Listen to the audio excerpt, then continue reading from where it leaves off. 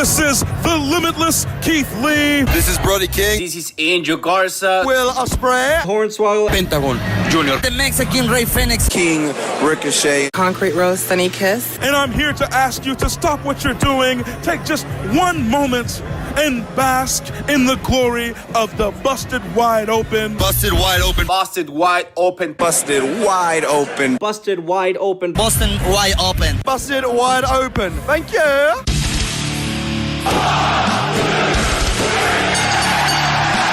You're listening to the Busted Wide Open podcast, dropping the elbow on the hottest topics in sports entertainment and the world of professional wrestling. With your hosts, Nick Howell and Sir Ian Dangerous. Coming to you from the Orbital Jigsaw Network Arena in sunny Southern California.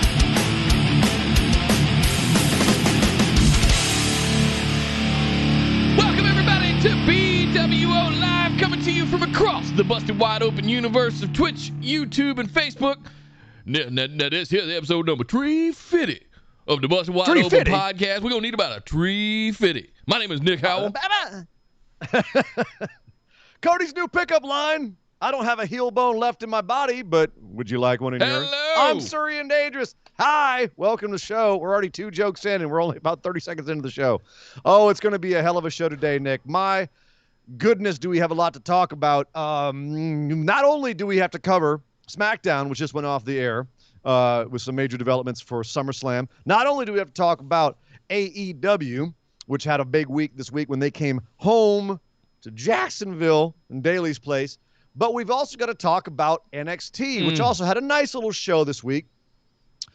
And then also is the subject of our big news segment tonight, which we will have to do first. But don't worry, we will have enough time to fit it all in, because in an ironic twist, we're actually going to cut time from the SmackDown segment in order to talk about some of the NXT stuff for once. So that's actually going to be a bit of a nice ironic change as far as WWE is concerned.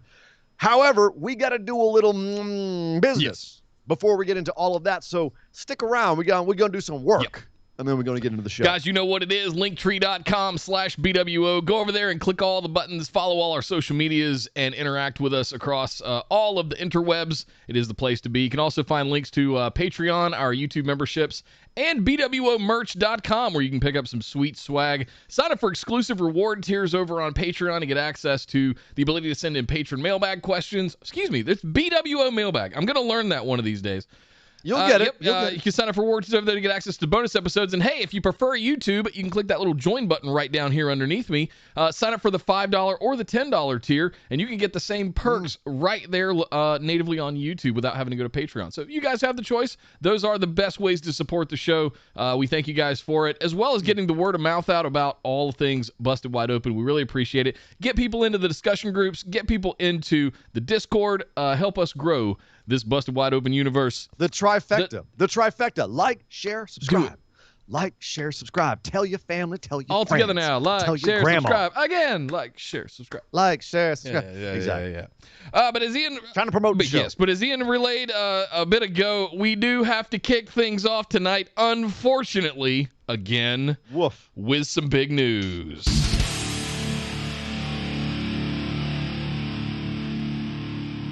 So this is breaking news. This happened about an hour ago. Not even, like half an hour live.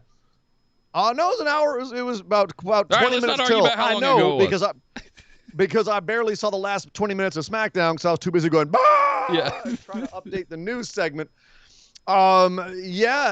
People in chat already blowing up about it because this is hot off the presses. If you're catching us live, then this might be news to you. But WWE has released even more people. Even more. And not just nothing. They released Bobby Fish, Bronson Reed, a guy who was very recently their North American champion in NXT and seemed to be a rising star. Jake Atlas, who's also seemed to be a rising star, doing very well. Ari Sterling, who's on 205 Live right now. What? Leon Ruff has a match tonight. Right, Leon Ruff's also there. He's also on 205 Live. He's gone. Kona Reeves, who we probably could have seen coming, but still. Stephon Smith, who is a ref for NXT. Tyler Rust, who just got put in a major stable and given a whole big position in NXT, he's gone. Zechariah Smith, former basketball player from Oklahoma, 7-foot guy, he's gone. Never really got a chance to get going. Not sure what happened there. Asher Hale, who also was having a good little run on 205 Live. Giant Zangier, one of Great Khali's trainees. You may have seen him if you watched Superstar Spectacle. He was one of Jinder's buddies there. He's gone. And finally, Mercedes Martinez, which also they just signed her recently, and she kind of bounced back and forth, dodging the bullet of being in Retribution. But somehow Mia Yim is still employed, and Mercedes Martinez, who came back down to challenge their champion in NXT, she also did just get concussed, so we don't really know what happened with that injury status. Last we saw of her was getting knocked the F out by Xia Li, so not sure if that was injury-related, but that's effed up to fire someone when they got injured trying to, be a part of your product. How you gonna get fired on your day off? Well, apparently... like that. Oof. Hold on. Let me snap my finger. Like that. Gone. All these people. So a bizarre cross-section of NXT talent. Some of them more bizarre than others. Some of them just straight up cold and heartless. You had Jake Atlas and Mercedes Martinez were like two of your front-running Pride representatives in Pride Month. And WWE, like many big companies, likes to play ally during Pride Month. And then, of course, as soon as Pride Month is over, let's fire them. So that's an interesting decision there. But again, the big names here, looking down this list, Bobby Fish and Bronson Reed. Bobby Fish, officially the first member of Undisputed Era to get released by the company. He had a match with Roderick Strong this week, which he lost. So at least he went out on his back putting over Roddy. And he has been injury plagued. So I guess there's that. But he was still like a major star for NXT. Bronson Reed. Jonah Rock, man. He's back. He's back to Jonah Rock now. What happened there? No idea. Why? I mean, it makes me wonder why they stripped him of the title. So, like, he lost the title on a regular show with almost no build. So that was weird. And then all of a sudden he's gone. So something happened there. Something had to have happened there. I can't believe this is just straight budget cuts. And before everyone starts saying, it's budget cuts, it's business, they have cut way too many people in way too short of a time, and way too profitable of a year for them, the most profitable year they've ever had, for this to be normal. Something very weird about all this. This is kind of what happens when you stock your roster just to try and get people off the free market, and then at a certain point you realize, damn, we hired too many people. Well, Fightful is speculating that, I think it's Fightful, might have been PW Insider, I'm not sure, speculating that it's a full rebranding effort that's going on with NXT. I get a lot of these. I really do. Mm-hmm. But, I mean, the handful of them that don't make any sense just really has me stunned and confused. I get about half of these. And then the other half, I'm definitely flummoxed. Yeah. I mean, I look at Bronson Reed and go, he's young, he's a blue chipper, he's a big boy. You like big boys. You were having him do dark matches. The total package. He can work the mic. So I mean, they were having dark matches on the main roster for him, and now he's gone. He got on their radar and they fired. What? Did he big league someone on the main roster or something? What happened with Bronson Reed? Sorry, Jonah Rock, as you say, as now that he's back released into the wild. There's a lot of these are bizarre, and again, these are all coming on top of a ton of bizarre head-shaking releases. Something is going on at WWE. People are saying Vince is selling. I can't see that, but I definitely see the fingers of businessman Nick Khan getting out that red ink. Yeah. That's more my speculation, if I were to speculate. But this is definitely it's crazy. Yeah. That was a lot of very viable talent. So at this point, I don't know what else to say. I think I said everything I needed to be said last week. Was it when they had the releases from main roster? I'm at a loss for words now. We've been doing this for what feels like 18 months with WWE, with the big dropout last year, the big cut last year that we covered on BWO Daily. We were covering that for a few weeks, as well as speaking out. So I'm looking at this going, are we getting numb to this? Is this just business? Are we too emotionally attached? Should we move on? Like, this isn't our company. I don't know what position to take here. Well, that's an interesting statement because, there have been people who have come out before and say, look, WWE restructures every year after WrestleMania. They always release people. And that is true. However, it's not always a pandemic. Right. Like last year where they cut a ton of people in the middle of a pandemic, which was heartless. Business, yes. Heartless, absolutely. And then this year, probably the most massive across all brand cuts they've ever had. I would love to, this is almost 50 people. I would love someone to run the numbers and see if they've ever had a year where they've cut more people in a shorter period of time as they have in 2021. I don't think they have. Based on just my memory, I don't believe that they have. So that is in and of itself a big story is, and also, to be clear again, they also picked up more people than they've ever picked up before about 3 years ago. Funny time. Well, they were stocking the coffers last year as well, trying to sign or at least a little over a year ago, to get as many people as they could to prevent AEW from getting them. No, that was probably 2019. It was about 3 years ago, Yeah. dude. It was about they started sucking up all the indie people to try and keep AEW hamstrung. And it's funny because on the recent business call that Vince and Nick Khan had with all the investors, there was that line that everyone kind of picked up on as Vince kind of turning and mumbling, well, maybe we can give them a few more of our talent or something like that. Maybe prophetic for this extra little round of cuts. Maybe he knew there was more cuts coming. That was also the same call where it came out that Vince didn't feel like AEW was, quote, competition. AEW certainly can't afford to hire all these people. There's not room in AEW for all these people with their current storylines already being so chock full. Granted, they're going to get an extra show, so maybe. Their roster but is there's definitely deep a lot of places AF now as well. Deep as hell. And they're also, as much as some of these people, like, Nick, we're going to have to do another bonus episode, another You Bet Your Life bonus episode where all these people are going to go. Because we ain't even paid out the ones we've already bet on yet. I know. It's crazy. I'm not going to be in the VIG for so many things at the same time. We'll have to do an addendum. It makes it more entertaining. Why? You scared, Nick? You starting to get scared now that you got a couple of these coming home to roost on you? Yeah. What? Starting to get scared? Chelsea had a cup of coffee and Everrise showed up. Like, what else has happened? Possibly Ruby Soho going to AEW. Possibly. That one should scare me. I'm on the hook for that. I'm on the hook for that one.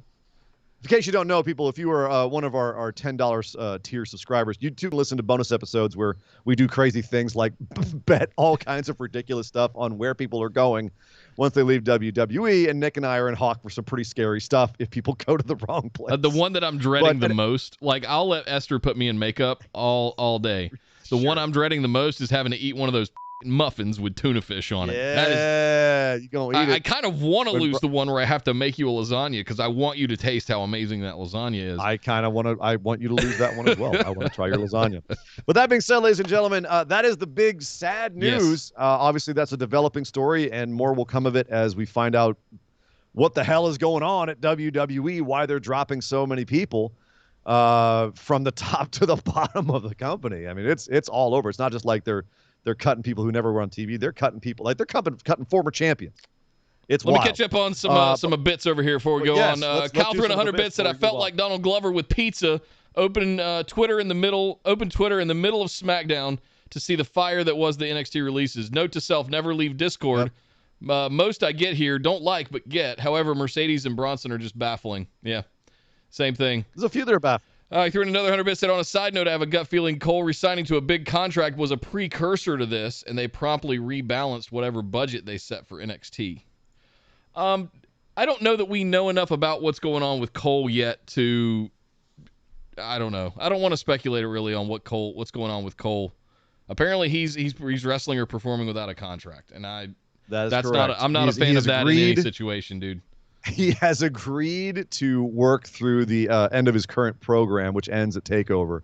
After that, the man is a free agent. And the speculation is it's one of the reasons that Canyon Ceman got let go was he was supposed to oversee that and just forgot to let people know, hey, this dude's contract's not up at the end of the year. it's up now. So I mean, his wife they're is also- his girlfriend, significant other is the current women's champion over in AEW 2+2. Yeah.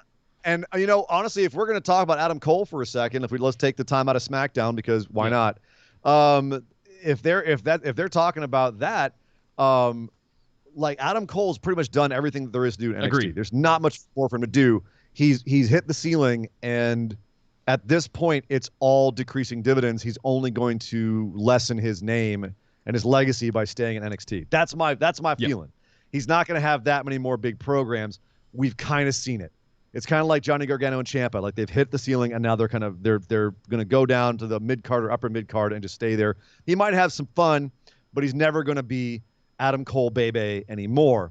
And if he goes to the main roster, he's going to get eaten the hell alive. And I feel like one of the reasons he's still in NXT is because he knows that. People like Karrion Kross can go up, look bland, and they'll still get buried on the main roster. What are they going to do with Adam Cole, who Road Dogg himself, one of the guys who is the heads of NXT, right up at the top, runs the thing, says if Adam Cole was Karrion Kross's size, he'd already be a champion on the main roster, but his size is holding him back, which just tells you everything you need to know about the priorities of that company. And if I were Adam Cole, I'd hear those things, look at my career, and start looking elsewhere. Bet on yourself, and see where else. Bet on yourself. Like, even if you don't get as big of a contract, even if you don't get like WWE, if they want to re-sign Adam Cole, can throw a ton of money at him. Will they throw enough for him to look at it and say, yeah, I don't really care about my legacy that much. I don't really care about, I'll take the money. Maybe he wants to do that and just stay on Twitch and stream and have fun. Maybe he does. He could go home and just make Twitch money. I mean, Britt's the freaking champ. She's getting a payday right now. So It's not hurting. And it's not like he's not. They're he's not friends hurting. with all the dudes in AEW. They ain't He's hungry. former Bullet Club himself. He's former Elite. Yeah. He could definitely go over there and do just fine in AEW. And that's when he goes to AEW, where probably the biggest contract he could get is. So, yeah, the world is Adam Cole's oyster. Right now, yep. It's Mel D. Resubscribe with a tier 1 for 5 months. Says, good day, phenomenal ones. Utterly heartbroken by all the releases that were announced today. However, I have faith that they will all be successful no matter who they sign with in the future. Thank you very much, Mel. Welcome back. Hope so. Hope you're doing well over there on the other side of the world. Let's see. Marshall threw in 100 bits. Said, Nick Khan must have found all 6 Infinity Stones. I got that reference. Yeah. Thank you, Marshall. And Kimpachi Washington threw in 100 bits just because. Thank you very much. Throwing $1 in the tip jar. Thank you, sir. Thank you very much. Thanks, man. Very much appreciated. But with that, guys, we've got to go over and do a brief version of what went down tonight on Friday Night Smackdown.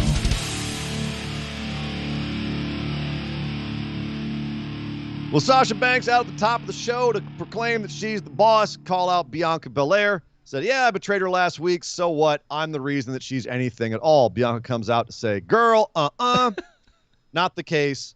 Chases Sasha out of the ring. Sasha just bailed out of that ring. Bianca took hold of that ring and never let go. Sasha gets up on the announce table to try to look somewhat authoritative.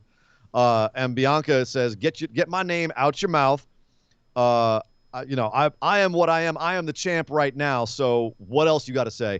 Some great work here from Bianca Belair. First time I really feel like she's felt like a goddamn champion. She absolutely overshadowed Sasha Banks here, which was, I think, Sasha was good at giving her also, like, Bianca would put a line on Sasha, and Sasha would do a great reaction to it. Sasha was being very giving in this, like letting Bianca look like a big deal.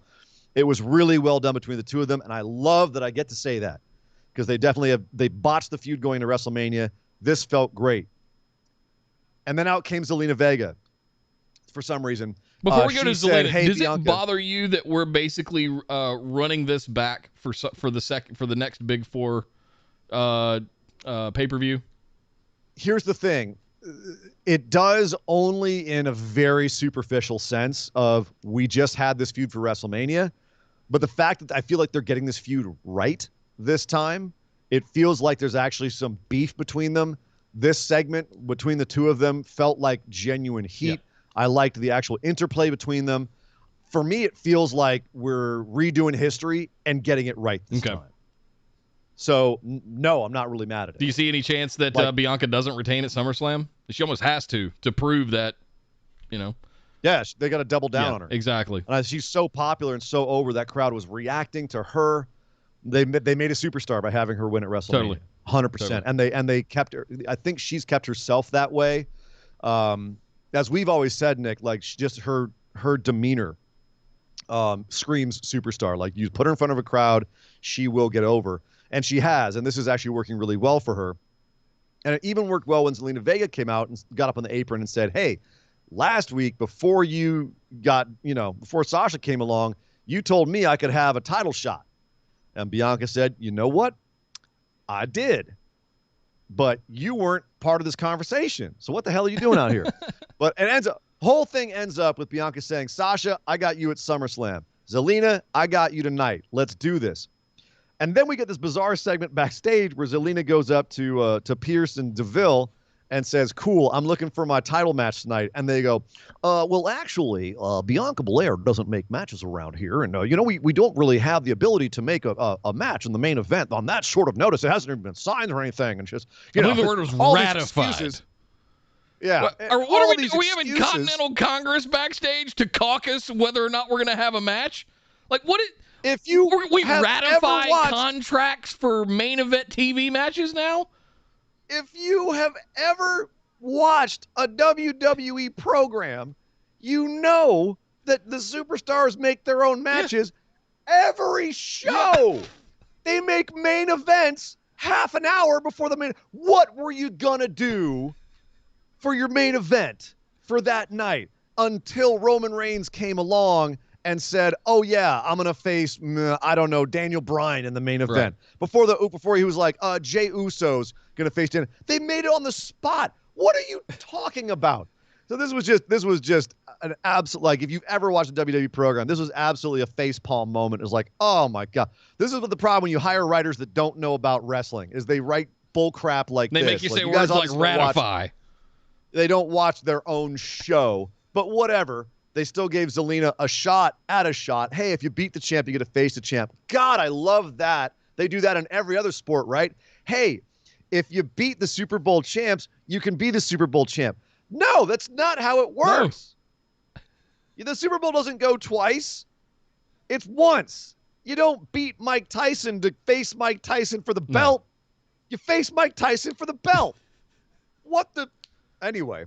It's a trope. I can't get too mad at it. It just happens all the time. So Zelina gets a shot at Bianca later on in the show for an opportunity to face Bianca for the title, and she just straight up loses. Sasha Banks even cues her music at one point. It distracts Bianca a little bit so that Zelina can get a bit of action on her. It didn't distract her. She overhead pressed Zelina into the air and just stood there glaring at Sasha going, you want some too? Come on down, bitch. Let's go. Nice try. And it just kills Zelina. Right. So thanks, Zelina. Thanks for re-signing with WWE. Here's your 4th match in a row you've lost clean. Thanks for playing. So that was that. But how does Zelina figure into this? Is she the heater for Sasha? Do we get more Sasha Bianca stuff in the next couple of weeks? How do you feel, Nick? Do you feel like it's okay to run this back? Are they doing a better job of it? I'm concerned that we're going to have 2 women's triple threat title matches at SummerSlam. That's what I'm concerned about. You think Bianca's going to get inserted? You mean Zelina? Just to make it different? Zelina. I think Zelina is potentially going to be inserted into this somehow. Yes. I'm sounding like Michael Cole and both the announcers tonight couldn't get their names right. He said, tonight we're going to have Belair versus Sasha Banks. And you could hear Pat go, no, we're not. SummerSlam, Michael. Get it together, I'm excited Michael. like they are. My goodness. It's a madhouse. Let's see. Kyle 100-bit said this whole promo segment felt like what the Mania program should have been instead of the convoluted mess that Mania was. And Bianca finally feels like Bianca for the first time on the main roster. Yes, I think that's a good call. We really got into Bianca Belair because of the way her mannerisms and the way she interacted in no bullshit, take no attitude on NXT. And she kind of did what Rhea Ripley did when she first came up, and it was just smiley, and I'm happy to be here, and thank you for loving me, and all this kind of stuff. But tonight, for the first time, I agree with you. We got the Bianca Belair that we've been waiting to see. You can see the confidence just exuding off of her. Yeah, the comebacks were sharp as hell. Yeah. On Sasha. Yep. And it looked great. It felt great. It felt the way it should feel. Yep. Hey, Cal threw in another 100 bits with a jab. Said, did the notary backstage get released too before the show? Oh, oh, but yes, the notary, because somebody's going to have to notarize the WWE. ratification of the contract for your contenders match for you to get to your championship. Jesus Christ. Come on, WWE. They would come up with some sort of WWE term like the legal official. Right, exactly. You don't want to actually call it a notary because you don't want anyone like actually questioning the structure back there. Anyway. One more from Kyle. 100 bits said another release. Breaking news. Denzel Desjardins, a.k.a. Desmond Troy, from his own Twitter. Guy was a taller version of Shelton Benjamin. Yeah, very talented. We haven't seen him in a while, though. They weren't using him. And you know what? No. There's some of these people that are on this list that I look at and go, good for you. Go find something where you'll be appreciated. Go make your name. Yep. Go on. Thank you very much, Kyle, for all the bits, man. Appreciate it, brother. And plus, with the indie scene opening back up again, we're going to need more talent on the indie scene. Like, I looked at the PWG show that we had recently where right here in LA, where you had Tommy End, Orange Cassidy, Evil Uno show up at the show. And the rest of the show, like, you had some bigger names, but there was there's a lot of room to get some big indie names back in there compared to what it was 3-4 years ago before WWE sucked it all up. There's guys who are out there hustling to make their name, but in terms of like major indie stars, it's pretty sparse right now relatively to what it was like 5 years ago, where I would say it was like an indie. It was just a golden era for the indies. Hey, one more piece of big news I found out. I should have snuck into the big news, but I was overwhelmed. Apparently, the state of Nevada is reinstituting a mask mandate for any gatherings. And there's speculation that they might be trying to last-minute change the venue for SummerSlam to avoid having to have everybody wear masks inside. And I think that's... Right. Or perhaps be shut down entirely, because it still could come to that. Yeah. So heads up on that one, folks.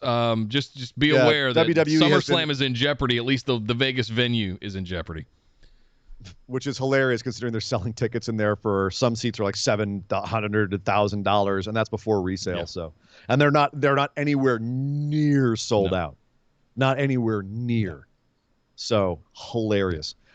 Oops. Or just put a mask on. There's a pandemic going around.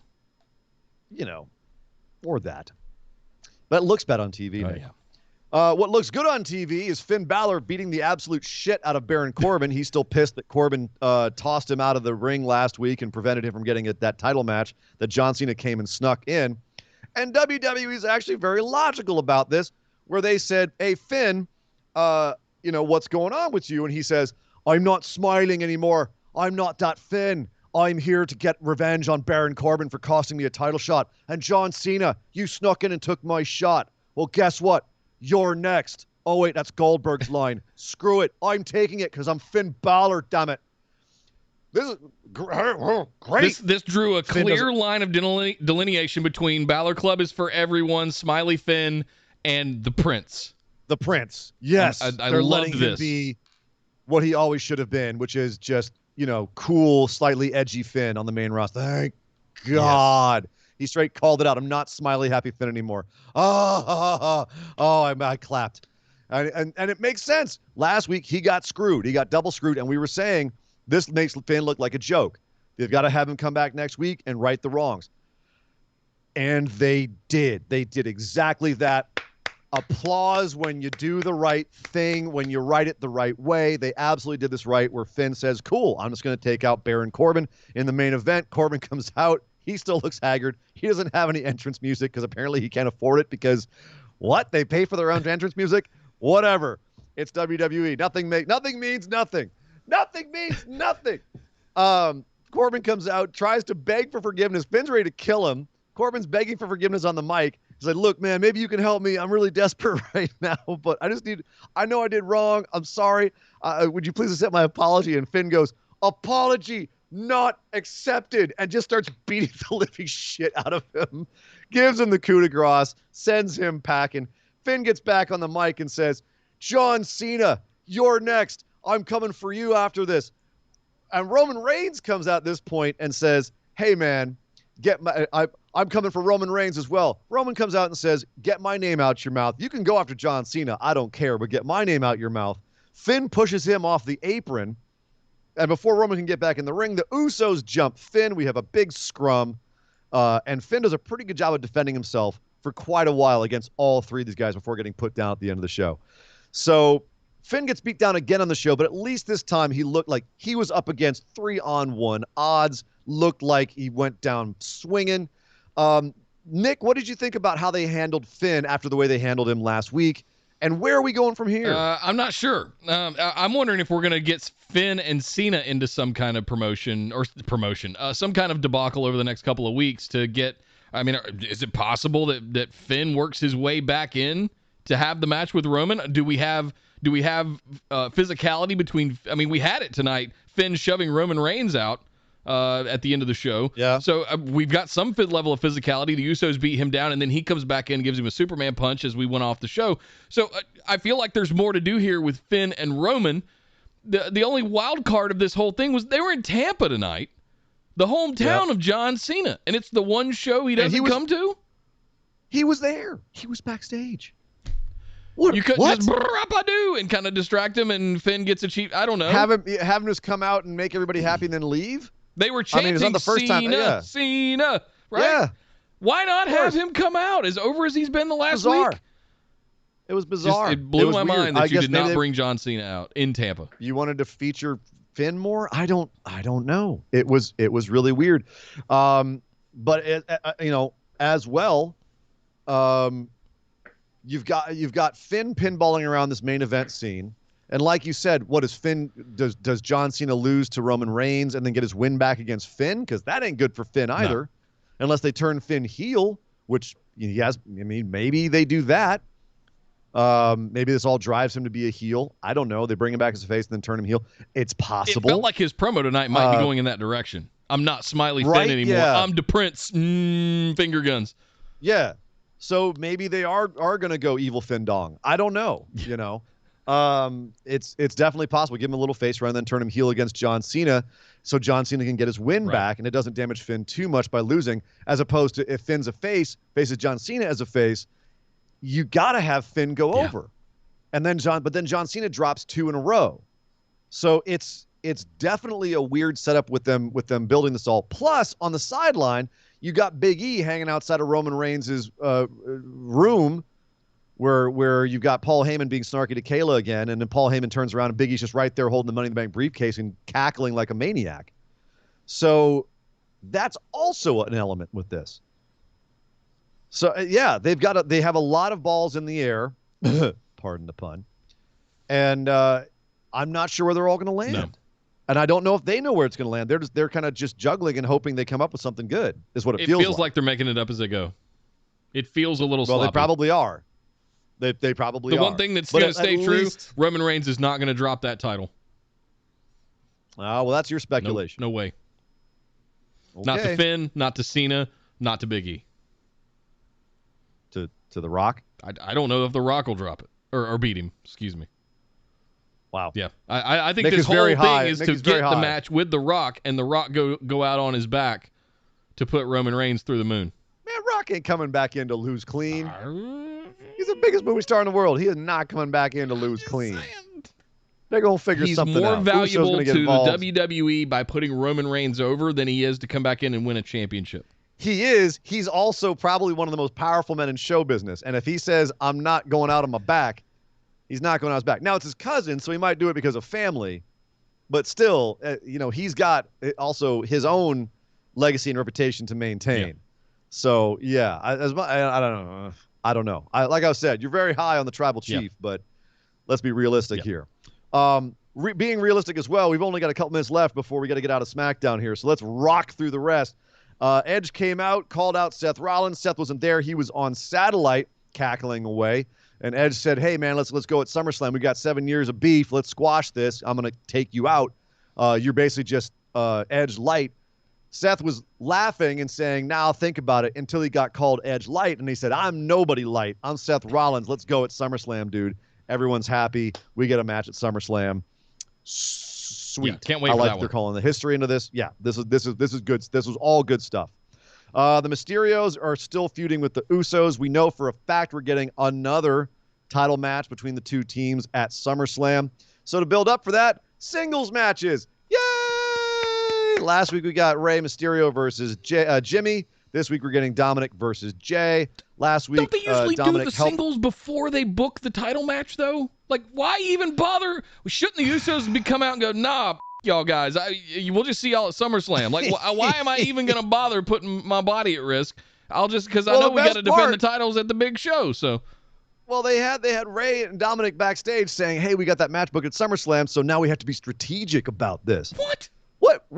What do you have to be strategic? You went out there. Last week, Dominic helped Rey win, and Rey goes, I didn't need your help, by the way. And Dominic goes, cool, I don't need your help tonight. But then Dominic is dead to rights, done. Rey comes in to help Dominic, and Dominic still gets beat. I'm not sure what story they're trying to tell here. I'm a little bit intrigued by, because they're obviously trying to tell us something. They're trying to make some sort of story out of this beyond just the singles matches. I know what's coming. So that's curious. Oh, no. Here we go.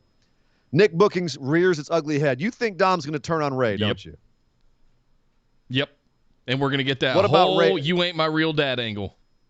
Oh, my. It's coming. All right. Well, we don't have time taste for it. your It's in the air. It's palpable. We don't have time for your shenanigans. All right. Well, you're going to get plenty more Usos and Mysterios in the next few weeks. Probably on the pre-show. Continue to peddle your conspiracy theories. Again. The Street Profits are back.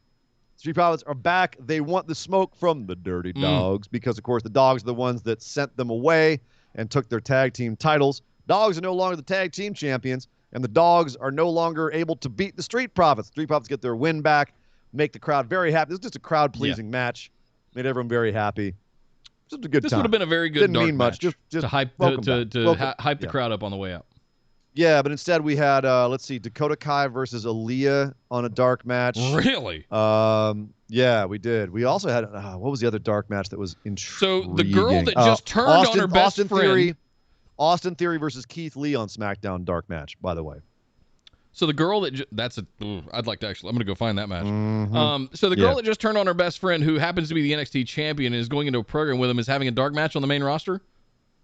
You know that, dude. Hey, I said it before. I'll say it again. Nothing means nothing. Doesn't matter what story that NXT you're doing. You can't be like, well, she's already in a program in NXT, so it doesn't mean nothing means nothing. Karrion Kross. Karrion Kross.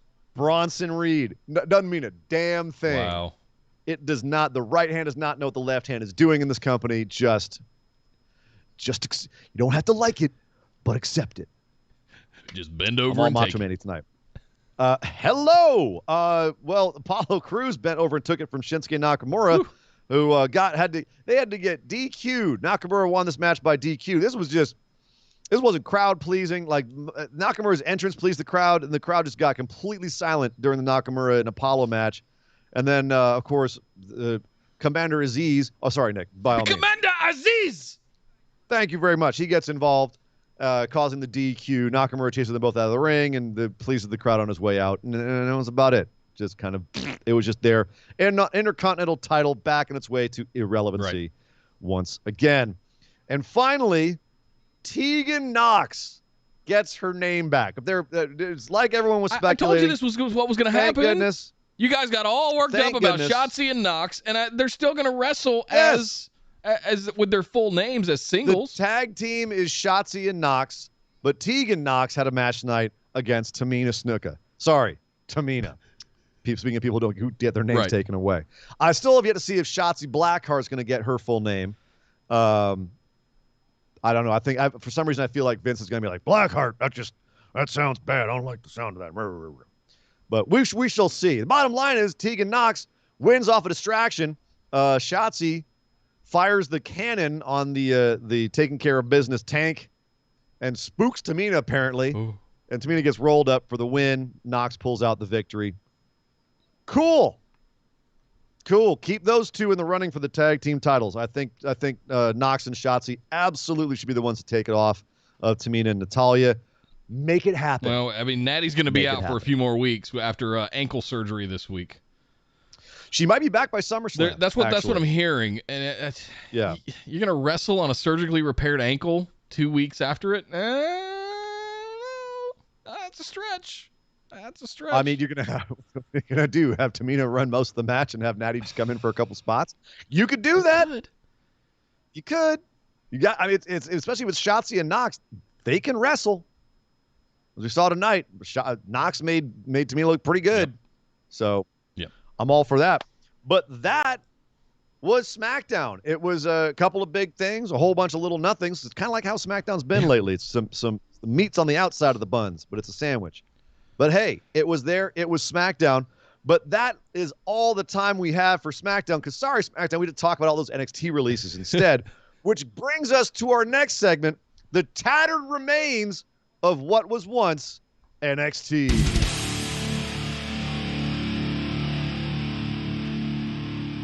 So the Index saga continues, orbiting around the way. We end up with Indy Hartwell last week, who said, Johnny Gargano, you must give him a chance. You, if you have a match, if you beat him, it's fine. We'll move on. So we're having a wrestling match to determine the chastity of one Indy Hartwell. Yes, exactly. Wrestling. Indy wants to get laid. Everyone. Indy can't get laid unless Johnny Gargano loses this match. These are the troubles. These are trials. This is why people are leaving NXT. Like, man, I can't even get some unless I win a match. What's going on around here? Cameron Grimes is one of the richest men in the world, and he's somebody's butler. And Indy Hartwell's got a chastity belt on, and Candice and Johnny are running around not letting her get some, you know? Red is green, green is red. The world is upside down. Cats and dogs living together. Mass hysteria. Mass hysteria. There you go. That's NXT for you. But it is a love her or let her go match.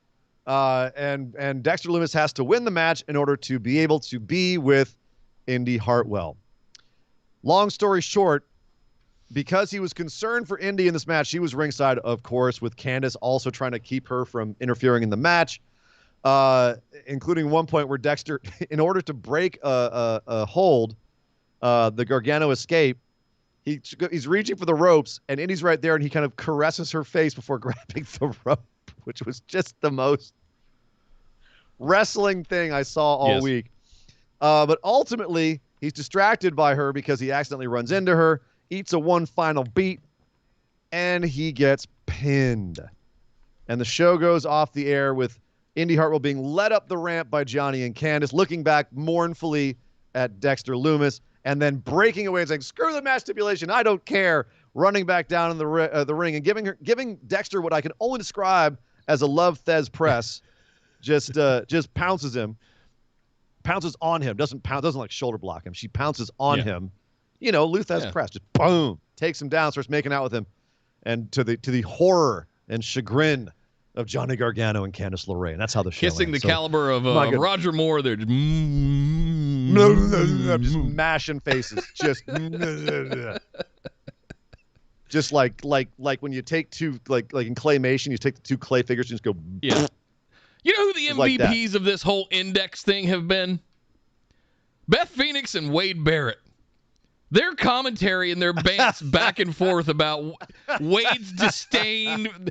This is professional wrestling. We don't do this kind of. Oh, it disgusts me.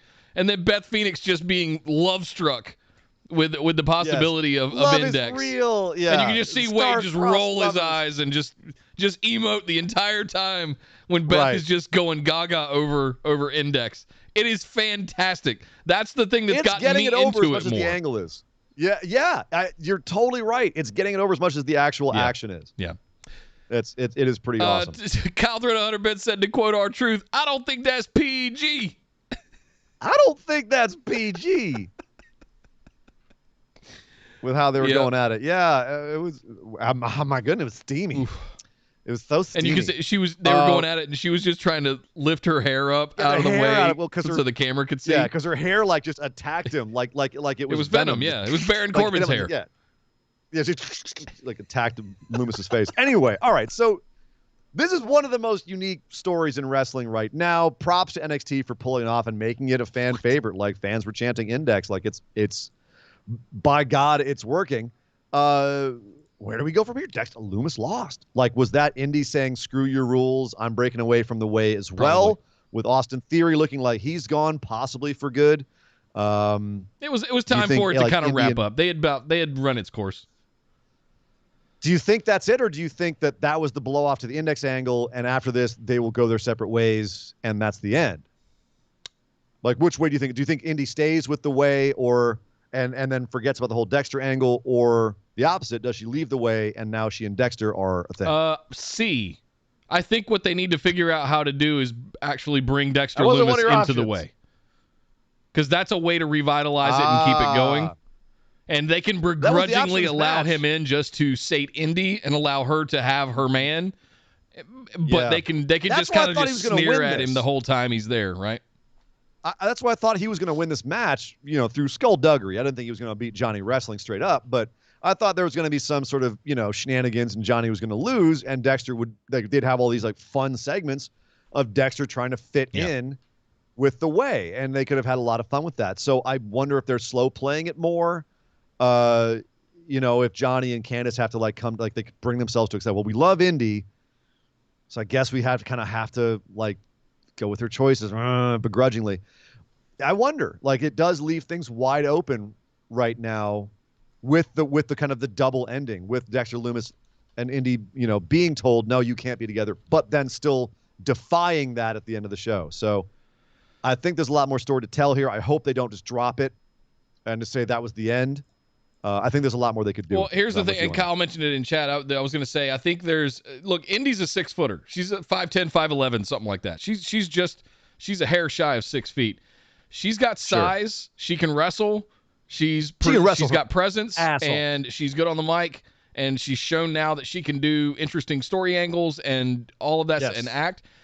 I wouldn't be surprised to see her get called up. Potential top heel. Yeah. In main roster with everything that she's got going for her. But if they're testing Aaliyah, they've got to be looking at Indy. And this is the question. It begs the question. The main roster women's division is in shambles right now. It is a debacle up there. They fired a lot of really good talent. A lot of talent they've misused, so they're not viable in the main event scene. They need more women that are viable contenders. Indy could absolutely be that. So could she get called up? Hey, man, as we found out with this company, anything's possible at any time. Yep. So who knows? Who knows? We also thought, like I said, anything can happen anytime. Samoa Joe, supposedly never going to wrestle again, and yet he's got a main event with Karrion Kross at TakeOver for the NXT title. What? Yes, it's actually happening. And Joe has become the very thing that he was hired into NXT to stop, and that was being a purveyor of mindless violence. Karrion Kross comes out to pose down on the announcer's table and say, "Hey, Joe, who provoked who? Ha, ha, ha, I'm still the champ." And Joe comes out the back. His security team, which William Regal had assigned to him earlier in the night, all tried to take him down. This is the guys that were working for Joe 2 weeks ago. And Joe just he didn't give a crap about these boys. I was like, that's just mean. These are your boys, the guys you're working with. And he tossing them, suplexing them, putting them to sleep, looking like a maniac. Like, dang, man, William Regal injected more poison into NXT than Vince did when he brought back the NWO in 2002. What is going on? So Anna says in chat, this is the segment they had to refilm. And I remember the shot of it. It was where Karrion Kross stood up on the... Karrion Kross standing up talking. Yeah. Yep. Thank you, Anna. When the crowd turned on him and started chanting for Jeff Hardy. No, we confirmed they weren't. They wanted water. Well, right. They were saying, "Boo Earns." Hard water. We want a hard water. Give us that hard water. She said that's why it looks like people are leaving and it looks empty. I didn't notice that. That didn't stand out to me. It's also hard to see because they won't take the hockey glass or the chain link fence down. It's hard to see you guys back there sometimes. But thanks for keeping us up to date on some of this stuff, Anna. I appreciate it. Seriously. Thank you, Anna. But it's obviously if they're not giving the people water, it's getting hot in there, and it's not because of the heat in the match or in the face-off. That's a problem. Agreed with production. Do Kross's losses on Raw make this less engaging to people that watch both brands? You're still 100% in. I'm 100% in because I hope Joe takes it off of him and he moves on. We haven't seen Scarlett in weeks. Nope. If I'm being blunt, I was very surprised she wasn't on that list of releases. That's harsh, I know. Really? But it looks like they've got him going to Maine ASAP, probably post SummerSlam full time. I wouldn't be surprised if he drops the title to Joe at TakeOver. Oh no, I fully expect that. Yep. I'll be shocked if he retains. Yep. Shocked. So unless they're looking at it and saying, yeah, main roster ain't going to go so well. Cross, why don't you stick around a little longer? So we'll see. Because I mean, again, he's 1-2 on the main roster. For a guy that's undefeated in NXT, that's not a good start. And that's what I'm saying. One of those is to Jeff Hardy in 2021. Right, 2021. 2009 Jeff Hardy. All right, yeah, I'll buy that one. Man's losing to Veer on main event. Like, come on. What are we doing? Lots of other good stuff on the show, though. Open up the show with a tag match between Hit Row, that being Ashanti, the Adonis, and Top Dollar, and Legado de Fantasma, of course, that being not Santos Escobar, but his boys. This was a very fun little tag match with Legado doing all kinds of skullduggerous, heelish things, which were delicious, including... Nick, my moment of the week, if I could get a gif of this, it would make my day. A what? And that is Santos, a gif. Oh. Don't start with me. I've never heard of one of those before. I know you haven't because you say it wrong. Don't you fish me in on that. You know you say it wrong. You know you won't. Santos Escobar standing on the ring apron, pulling the ref so that they can team up on I think it was Top Dollar at the time while the ref wasn't looking. And then as soon as the ref get out of here, Santos just kind of does this little dancey thing where he drops out of frame. This little and drops out. It was the most hilarious little moment. Go back and check it out. I want a gif of that, Nick. A very fun match. Santos just being a dick, ultimately causing the DQ, and it looked like his boys were going to go down, hitting people with chairs. And then jumping in the ring, holding down Swerve Scott, ripping out his grill. He ripped out the man's grill. That's just disrespectful. That's just mean, man. That's just mean. Hit Row gets back in, tosses the Legado guys out, and we have another face-off with Hit Row holding the ring and Legado de Fantasma on the ramp, looking beat up, but still laughing and holding up Swerve's teeth. Do you know why he took it out? Took his grill? Do you know why? Beyond the obvious metaphor, why? Hey, he needed about 350. Oh my God! Stop it! Stop it! Stop it! Just because it's episode number 350. $3.50. Somebody stop this man! Goddamn Loch Ness monster! This feud. We're trying to run a show here, I'm sir. sorry, I can't help it. This feud is phenomenal. This is wonderful.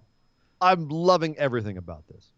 What about yourself, sir? You're a fan of everyone here as well. I How have are you zero problems with anything that's going on between Hit Row and Legado, other than a confusion of who's the heel team and who's the face team, because Hit Row's coming out as this kind of gangster record label.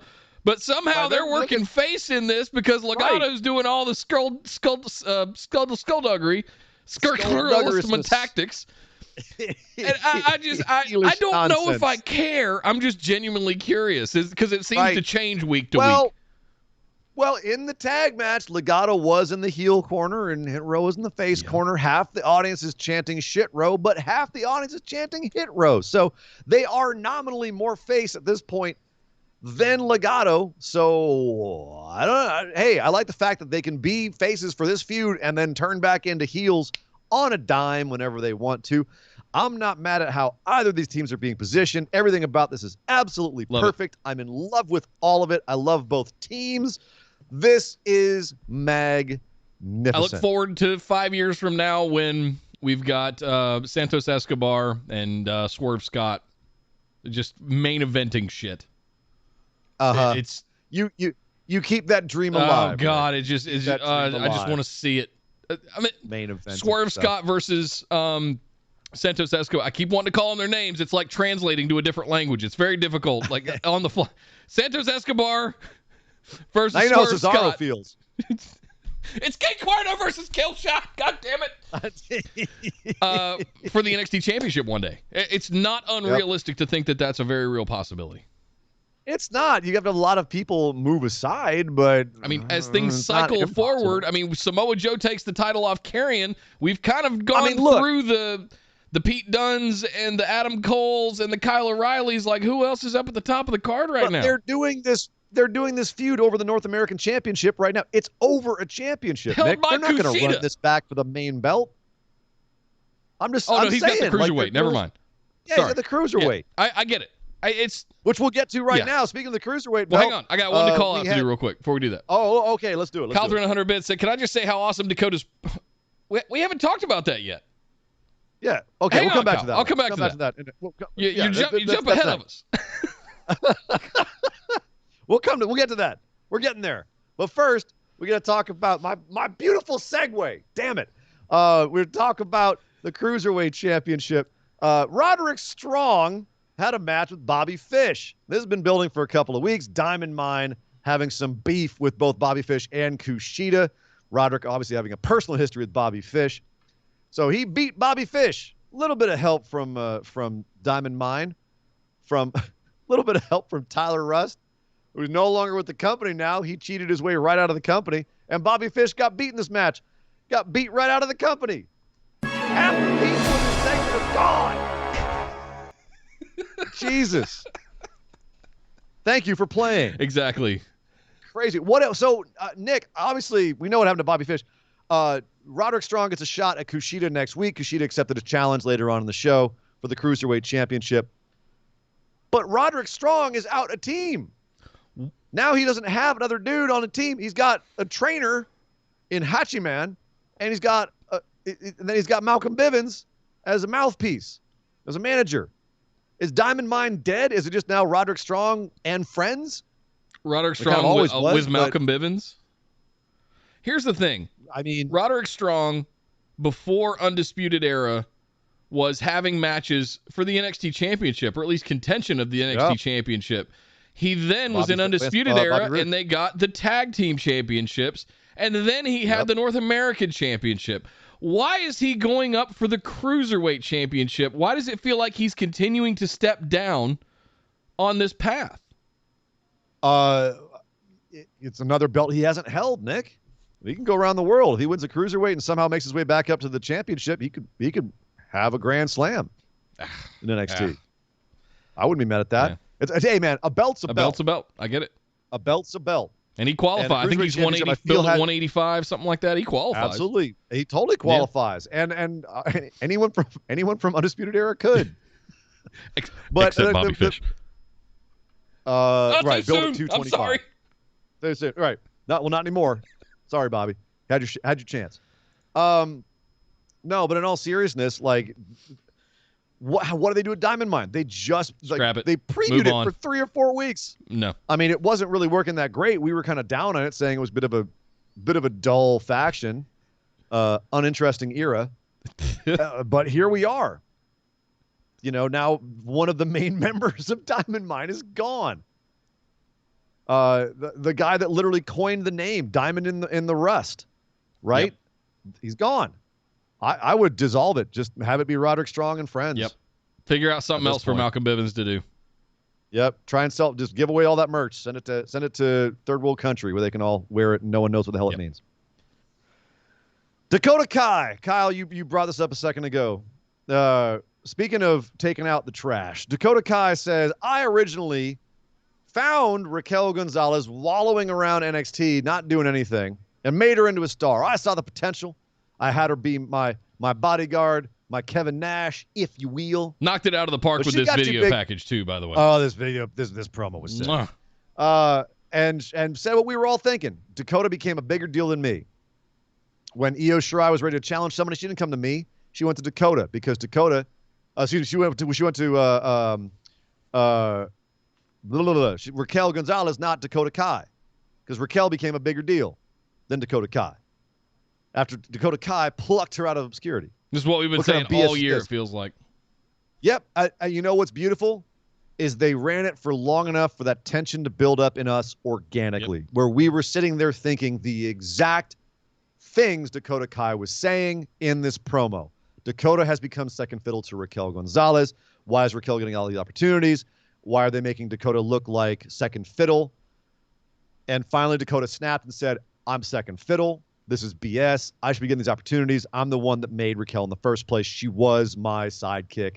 I'm nobody's sidekick. And I was just sitting there going, whether or not this was the intention to make this run this long to get here, it worked perfectly because it's what we were all thinking. It's what we were all saying. They probably just took notes from our show, Nick. Think about where this. So you can go all the way back to at least as far back as War Games last year when Raquel pinned Io Shirai in between the two rings.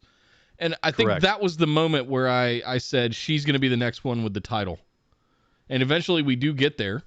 We both said Right. it. We both said, oh, damn. And so Raquel we're just talking about stamped her- November. We're talking 9 months that we were all talking about who's going to be Raquel's next opponent. What is this all about? And I think it was after Royal Rumble, sometime before Mania, we started talking about this is inevitable. This is going to happen. It's going to be realized. And to hear Dakota basically validate and say in a video package promo that everything that we've been saying all year, it gives you that kind of psychological reward of, I knew it, right? One of those kind of feelings. But at the same time, it makes you invest in it because that's what you've thought the whole time. What you're seeing is what you're seeing, Yes. right? You're not being told something that you're not actually. They're not going to seeing. pull the ghost mask off of somebody else's head and go, aha, it was them. No, it's Dakota. Well, they're not. Well, they're also not going to. They're not going to tell you that Dakota was beefed about something else, and you're sitting there going like, that doesn't make any sense. It's literally not what I've been seeing on every show.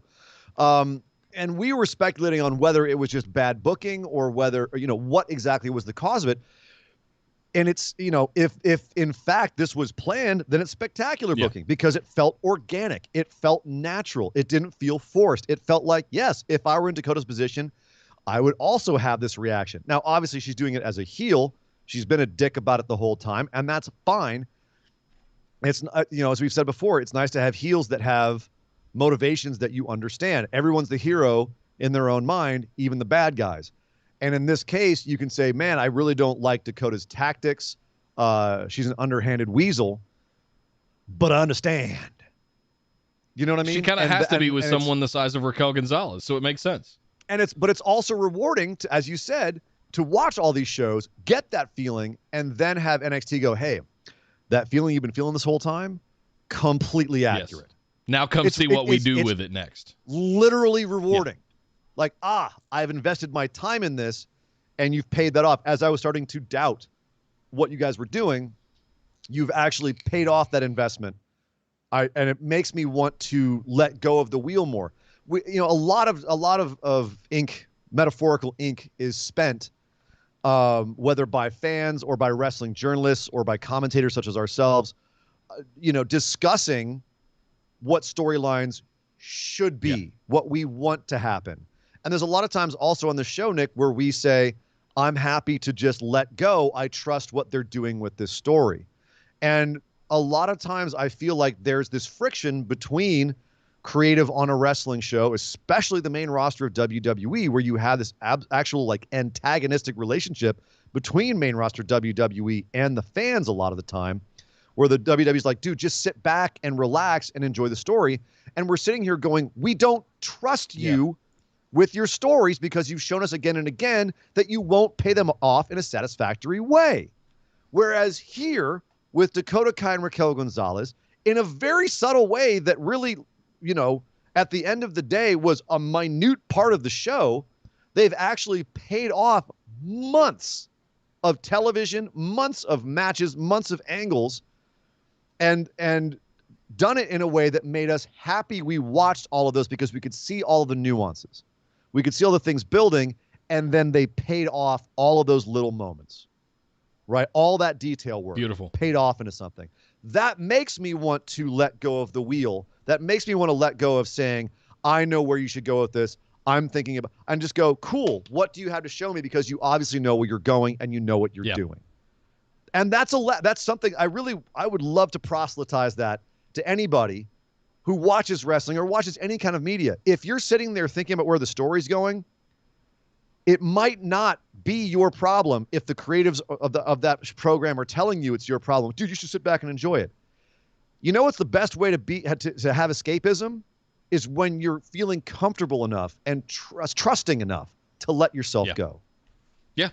So, well said. Thank you for coming to my TED Talk. Well said. Calder in 100 bits said, can I just say how awesome Dakota's promo was? Those cold, dead, expressionless eyes as if Dakota sold the last bit of her soul. And as she's delivering, you hear that ting of emotional pain, the heart of her character after 4 years. I'm nobody's sidekick. This is the best story going across wrestling that's getting a match this month with Walter and Dragunov not far behind. Both these promos were the highlight of the show. Raquel just needs to land her side as the heartbroken loyal friend. Yes. Yep. The little shiver of the lip before she said that. Just like the little it was good. That's the realness you get when you're building something for over the course of 4 years. Her whole journey in NXT that she's been on since we've been doing this show, frankly. And just seeing how all of this is culminated, Dakota never could get over the hump, whether it was Asuka or Shayna or and now we're going to find out about Raquel. She's always been that kid running into the wall, right? She's had a really interesting, if you follow her character arc, it's been really consistent and really, really good. And she wins my Oscar for this week in all of wrestling, all the programs, her and Ilya Dragunov. They had a promo for Walter Dragunov too that is just you have to go watch it. It is up they did as good a job as they did with the talk about a big fight O'Reilly. Feel. Holy shit. Holy crap. But the acting between Ilya and Walter's just Walter. Yeah. He doesn't have to, he does his part really well.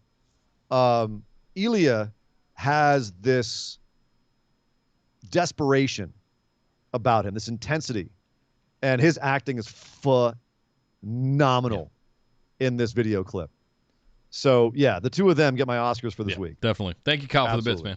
What I can't call it Oscars. What would I call them? The can't Busty. call them Slammies. They already have those. My Busty for the week. There you go. My Busty for the week. Yeah.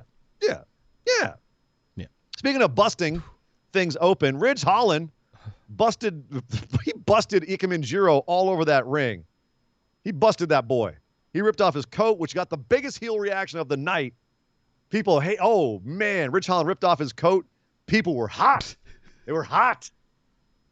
Ridge Holland, a hoss. That man. is that a boy big is a boy. Wall That's a big lad. Just good that's a Lord, big boy. that man. I am so happy he's back.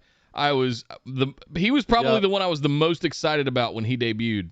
And with that class when they came in last year. Holy who is that? smokes, he's back now. We're looking for something for Adam Cole to do. They got business. So I'm wondering if there's something there that we could pull on, because he is still hanging around with Pete Dunne and Oni Lorcan. And if you remember, he interfered. He came and got at him. Are you a fan of Ridge Holland? She was happy that she's a fan of Ridge Holland. Yeah. You love the heels, don't you, Anna? The bigger of a dick they are, the more Anna's like, I love them. And I love how he just very snarkily puts his cap back on and just goes into the ring. And he's just, yeah, well, so much for that guy.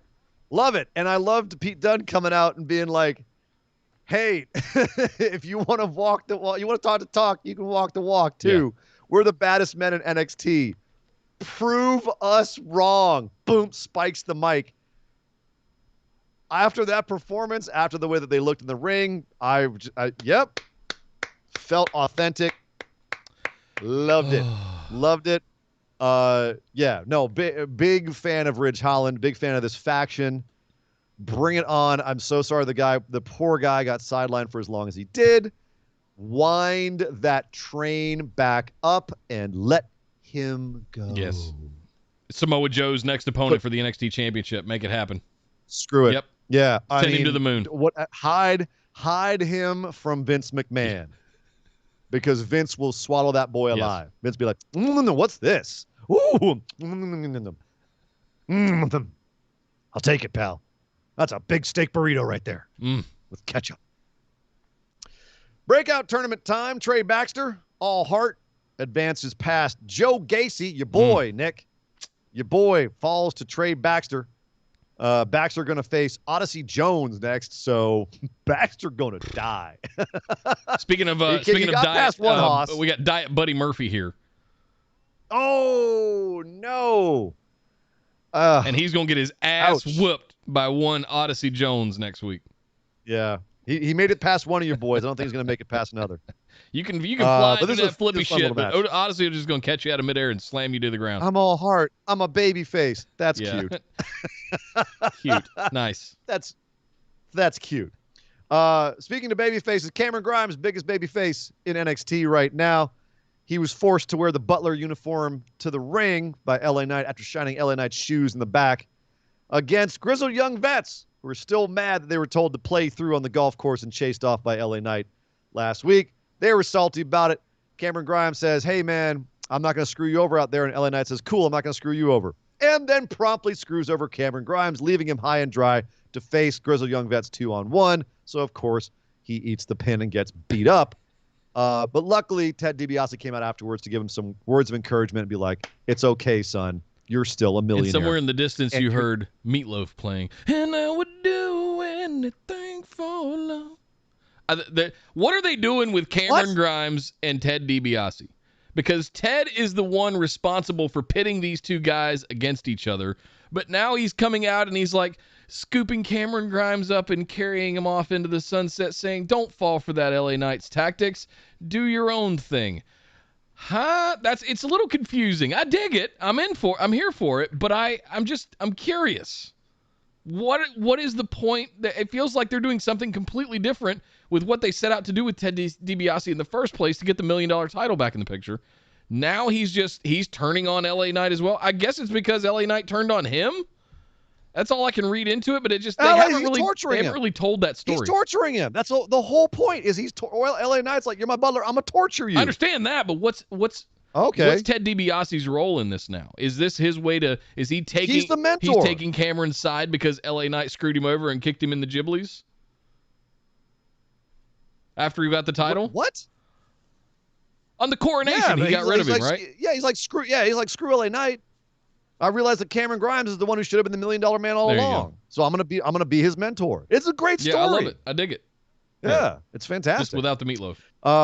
Not such a good story, and a story that has no meatloaf in it whatsoever. Zoe Stark and Io Shirai.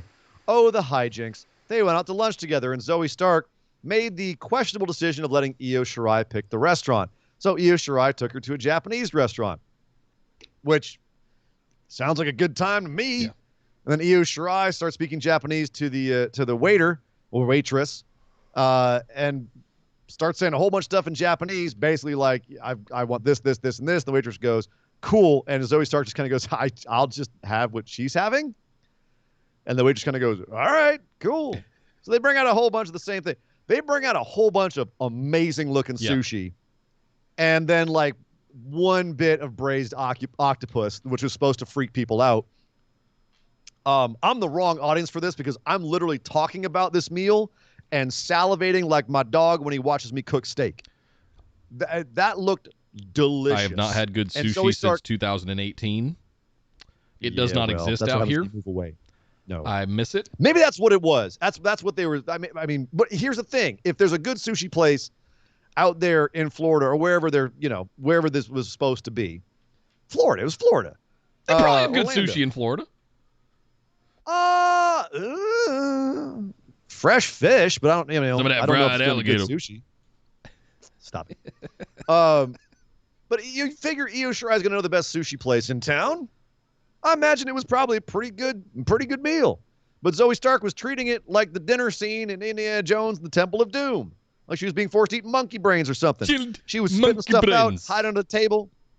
Chilled monkey brains, my favorite. She was throwing the octopus against the wall when Io Shirai wasn't looking. I tell you, this was the moment Zoe Stark became a heel in my eyes. No. Cállate. She's killed.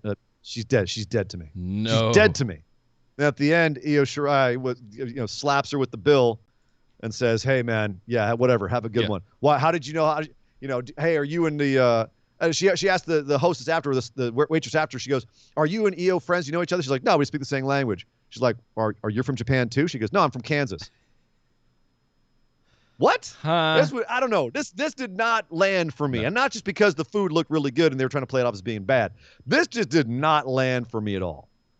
They were trying to make this odd couple thing and make it funny, and it felt forced, felt a little awkward. I don't know. How did this land for you? Awfully. Zoe Stark needs to go back to having matches with Saray and Toni Storm and whoever else. I mean, she was having some killer matches. This ain't working. This ain't it, dude.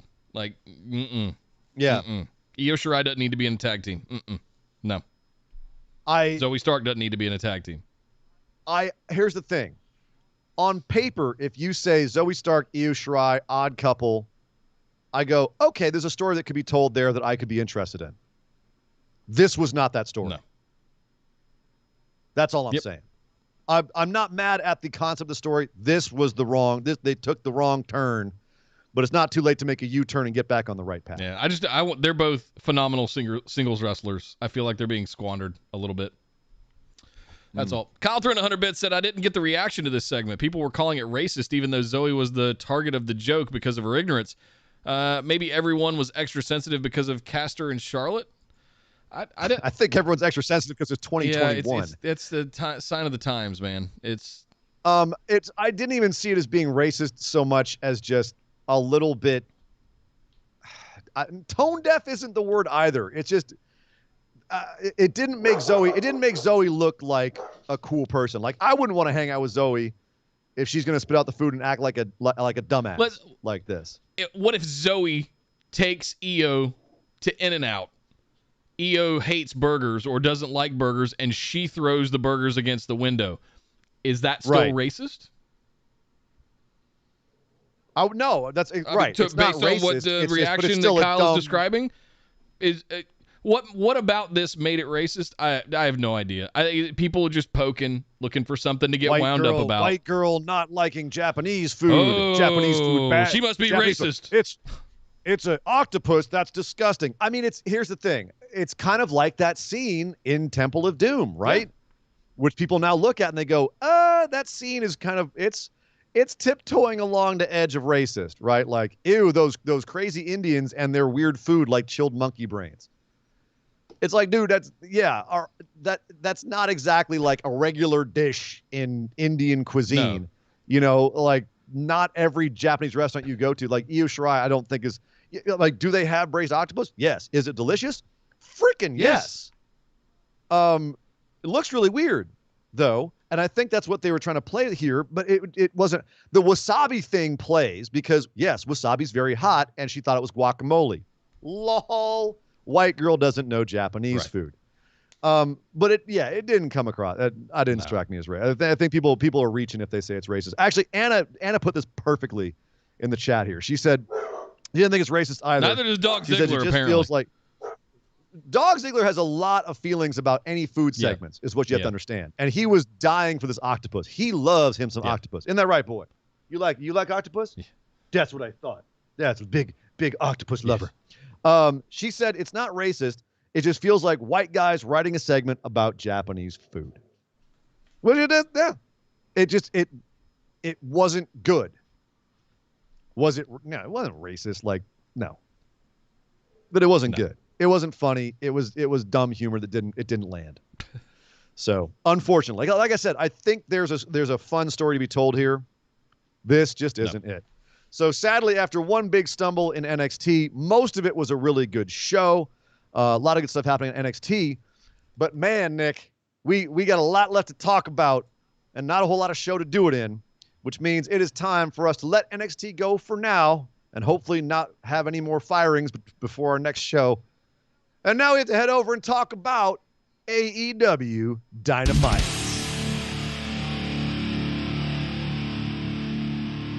Well, we're going to start as we normally do. We're going to start at the end and work our way backwards because we got to talk about this, how things went off the air.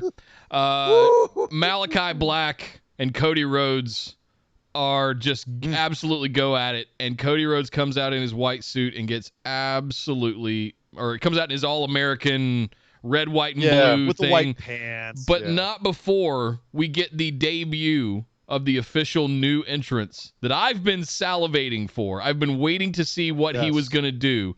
We get the new entrance of Tommy End's Malakai Black, and it did not disappoint. It went all black. He had like a goat skull thing on, just dear Lord.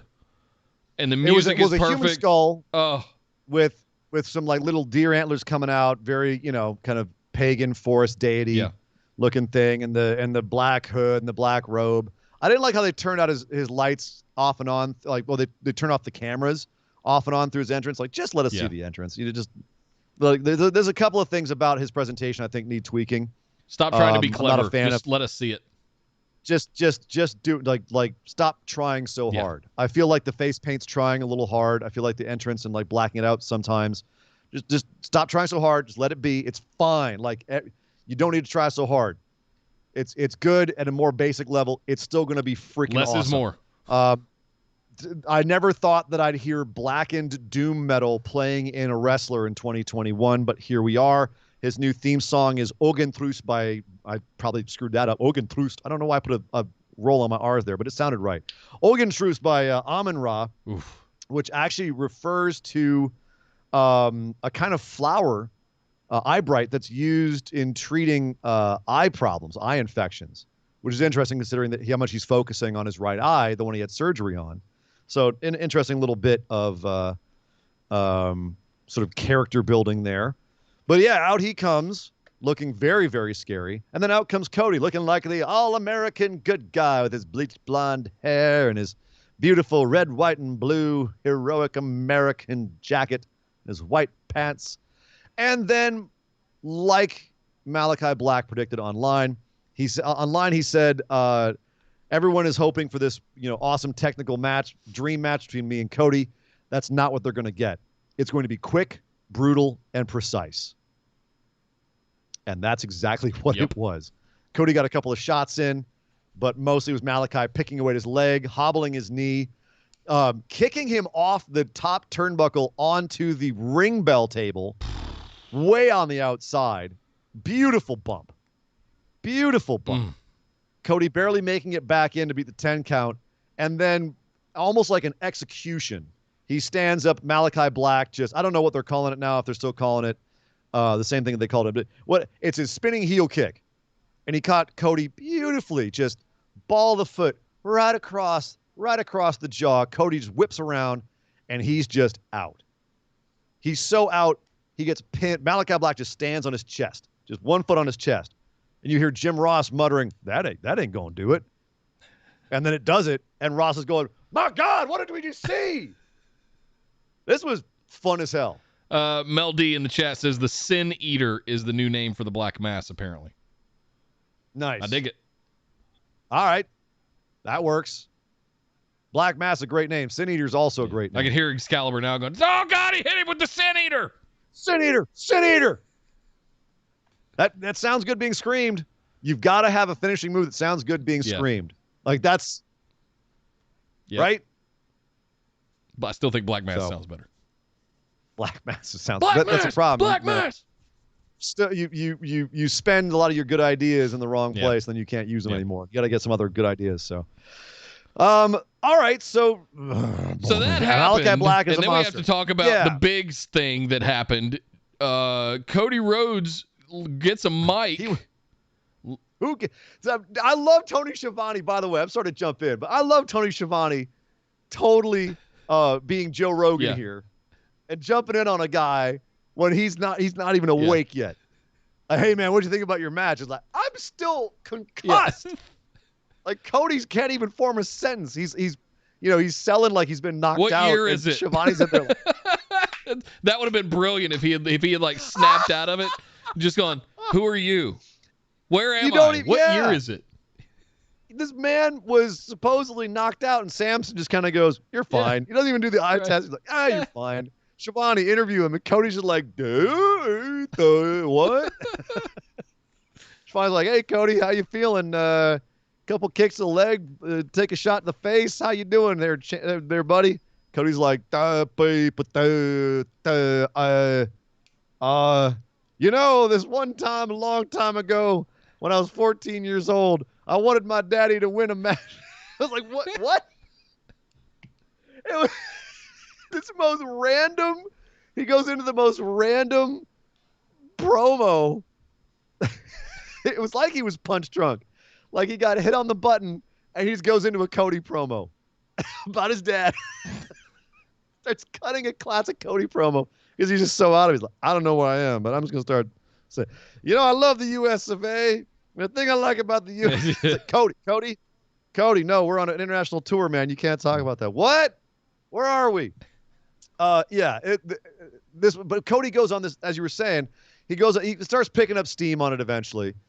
And at the end, it sounds like he's going to quit. He's like, I've done everything I got to do. I've got outside commitments and whatnot.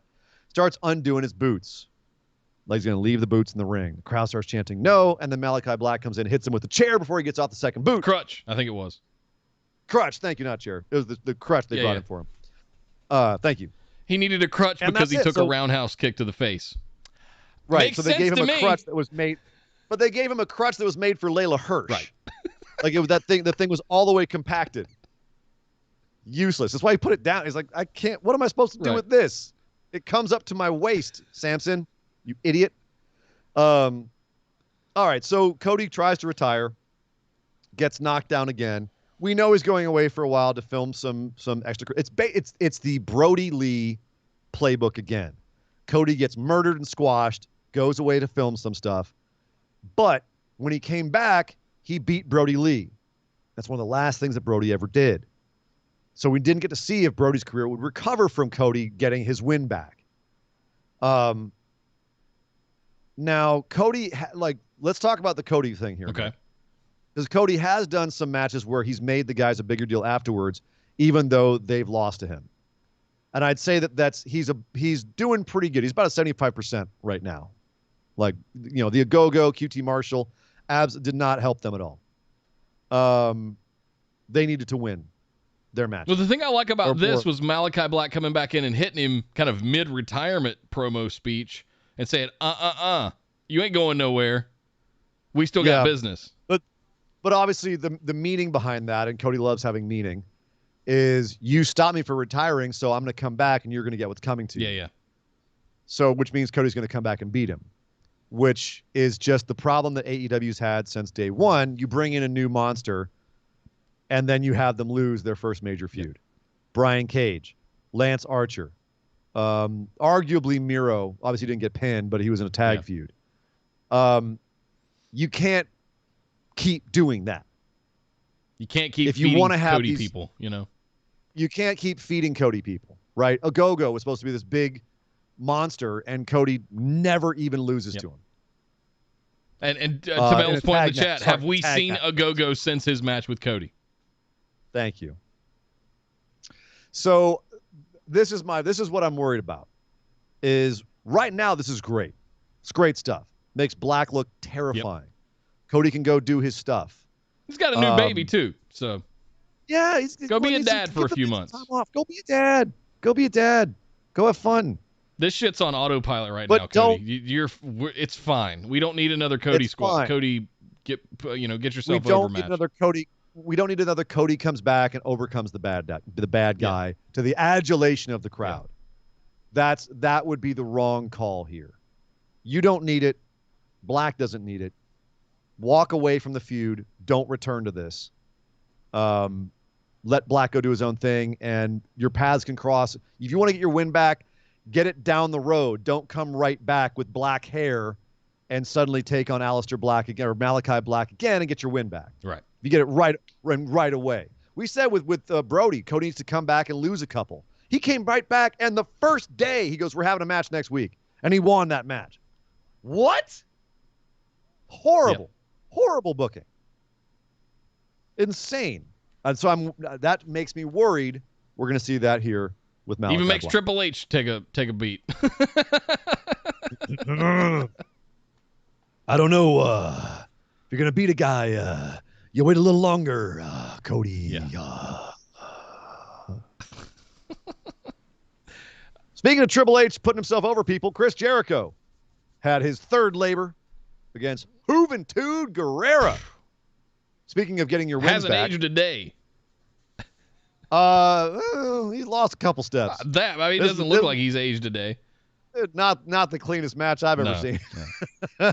Definitely the chemistry is not what it once was between these two competitors. I hate to say it. It was fine. They accomplished what they wanted to do with the match. It was not always that pretty. I am sad to say. That being said, Jericho could only win with a top rope maneuver.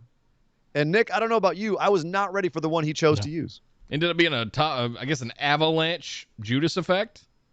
Yeah, top rope Judas effect. All right. You speculated, shout one out to Eddie, do a frog splash. I was like, there's no chance in hell that Chris Jericho is pulling off a frog splash in 2021, and I appear to be correct.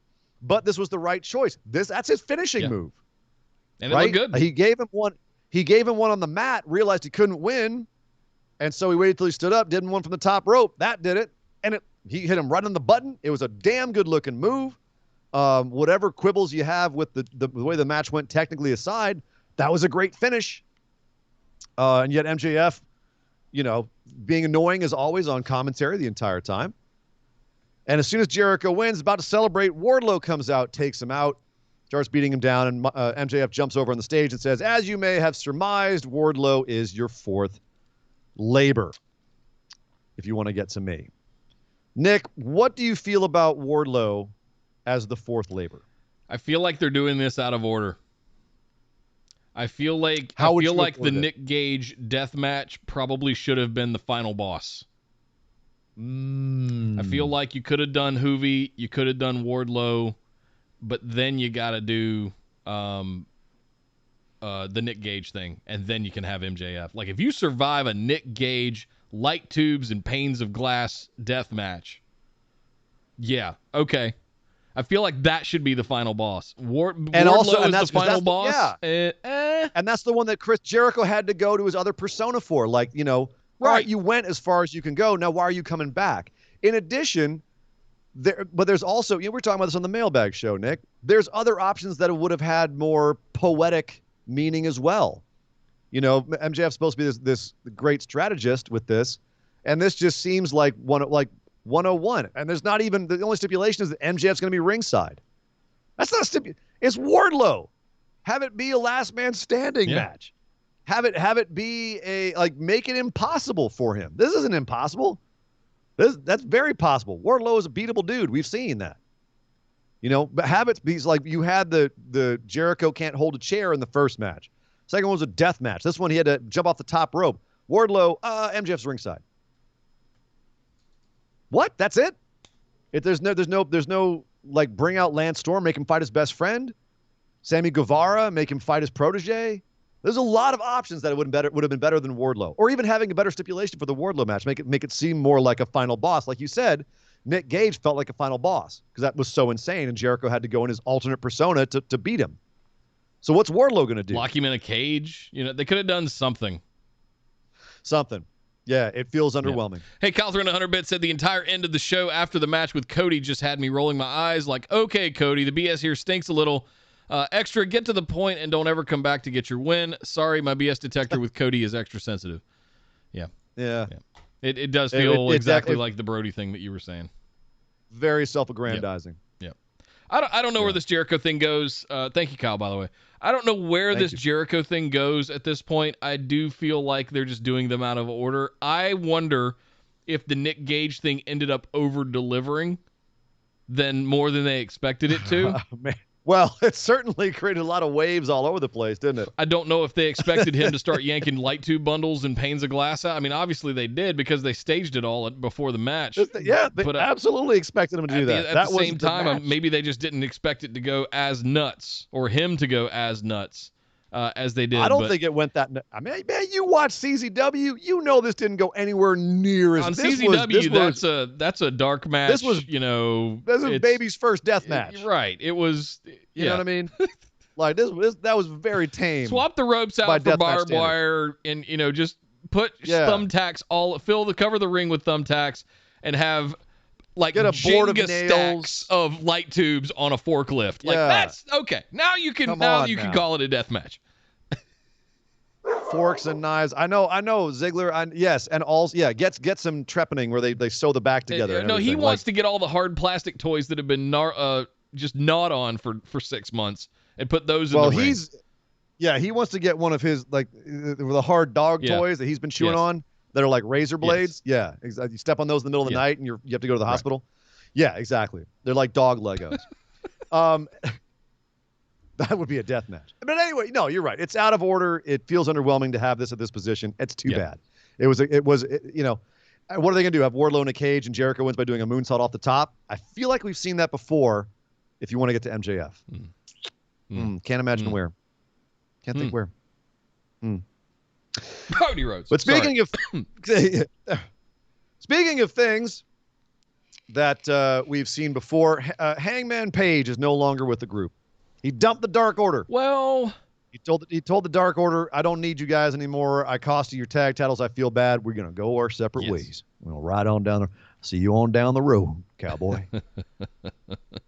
And so later on, Hangman was being interviewed in the ring, and out comes all of the Elite. They had previously had a very fun little promo in the back, shooting hoops, all wearing very interesting clothes. If you're paying attention to like douchebags, and I love it. Well, I love it, but I also love the fact they're doing like little like mini trolling. I felt like they might be like mini trolling the fans. You had Gallows in a robe, like Ric Flair. You had the Young Bucks wearing their nicest Hawaiian outfits, which they've worn before, to be fair, but it's still very reminiscent of Bray Wyatt when he was doing his swamp guy thing. And Kenny Omega inexplicably wearing a Cookie Monster shirt and even making a reference to those Cookie Monster fathers. Almost like someone else whose first initials are CM. But so cute little references, making a bunch of basketball jokes and saying, there ain't nobody else, Dark Order. You're not worthy of these titles. There's no other tag teams. Like, they're going to die. The Young Bucks are going to die with those tag belts on. Kenny Omega, sorry, fans, you don't have a main event anymore for your pay-per-view. Sorry. Ha, ha, ha. And they came out during Hangman's interview and said, what, are you trying to get back in the Elite? And he says, no, that's the last thing I want to do. They said, oh, that's good. We're going to beat the crap out of you now. And they beat the crap out of him. Frankie Kazarian comes in. He gets tossed out of the ring. Dark Order comes out. Evil Uno, Stu Grayson go, no, guys. They stop him. They say, nope. We want to honor his decision. Yep. We honor his, he wants to break up with us, then have fun, I didn't take Hangman. it that way. I took it as they were heartbroken. I didn't take it as spiteful, right? Evil Uno in the back after Hangman had walked out said, you know what? If he wants to do it on his own, all best wishes to him. We need to let him do that. So, yeah, when Dark Order rushed out to try to save him from getting executed, basically, with the repeated V-trigger knees, they came out and they were like, no, guys, no, he wants to do it on his own. Nope. We have to honor that. We have to respect that. Let him do it. Yeah, we love him. Let him do his own thing. Fine. But why are we still doing Hangman Page versus the Elite when we're no longer having the match? Does it feel... Now, there's two possibilities here. One, they're doing it because Hangman's going to get his way back into that match in time for the pay-per-view, which is, they've got a month. It's completely possible. And that's why Kenny's trolling us by saying, there's no main event, lol, LOL, ha, ha, ha. And they've also got Christian right there, undefeated, looking like he could be a number one contender, being called the number one contender, as just a way to kind of like bait and switch us. They could do that. I think they should do that. Because the alternative is, why are we still spending time with Hangman Page? Because it feels like it's off the rails. Yep. If you're not going to pull, why are you still spending time on him versus the Elite if that's not the end goal in the short term? Yeah. It doesn't make him. I'm wondering if the side story here is this week Hangman said, guys, I feel bad that I took your tag team title opportunity away. I apologize. I feel horrible about that. I'm going to go it on my own. And just to kind of bring that around to the point where he does need them, we have Hangman Page in the back going, can you guys help me at my match with Kenny at All Out? Well, interestingly enough, now we're getting told there is going to be a Young Bucks versus Dark Order match, not for the titles. So I'm wondering what the story is that they're telling there. Like, does Dark Order beat them? and earn a tag team title match, even though they were just told they weren't, because that seems like a bait and switch. Like, you just told us they're not getting the belt, the title shot, and then you're just going to give them a shot at getting a title shot? Like, you just gave them a shot at getting a title shot. They lost it. Why are they getting one again? You know, why are you continuing this Hangman Page story if it's not going to be a match? Like, if Christian comes in and has a match with Kenny Omega at All Out, it's going to feel fans aren't going. They're not going to go for it. Be like, we want Hangman. Why are we getting Christian? We love Christian, but we don't love him here right now. So it is very. I feel like they're very much on a tightrope here, and like we were just saying in NXT, I want to trust them. I want to believe they're going to do the right thing. But after years and years and years of watching wrestling, I'm real nervous. If there's anybody that I trust in right now to do the right thing, it's in the hands of Don Callis, Omega, the Bucks, and Evil Uno and Stu Grayson. Like I'm still very much eating my popcorn and enjoying the show. I'm curious where they're going to go, but I agree. There's a little bit of anxiety and a little bit of curiosity about where they go with it. Oh. Yep. So fingers crossed, because this is one of my favorite storylines in wrestling. Like, don't trip at the finish line, boys. Come on. Speaking of entertaining storylines, there was pretty much no story behind this next match. 2.0, former Everrise, showed up. They're teaming up with Danny Garcia now and being very entertaining. And they decided that the first thing they were going to do is call out Jon Moxley, Eddie Kingston, and Darby Allin. Well, technically Sting, but then we got Darby Allin instead. Called him out. Said, you want some? You want a piece? Now, obviously, there is some history, of course, between a lot of these guys over on the East Coast. So this felt kind of like a favor match. From behind the scenes, in front of the scenes, it was wildly entertaining. It was basically 2.0 and Danny Garcia going out to look good. I mean, they all got their shit in. This was not a squash by any stretch.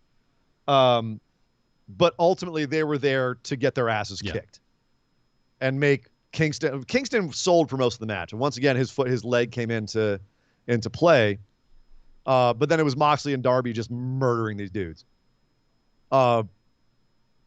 Nick, have you ever seen a suicide dive get a holy shit chant? No, not in a long time. It's been a minute. Yeah. I've seen it before. It's very rare. Darby did it this week because 2.0 was outside the ring, jawing at Sting, and all of a sudden Darby just flies out of the ring.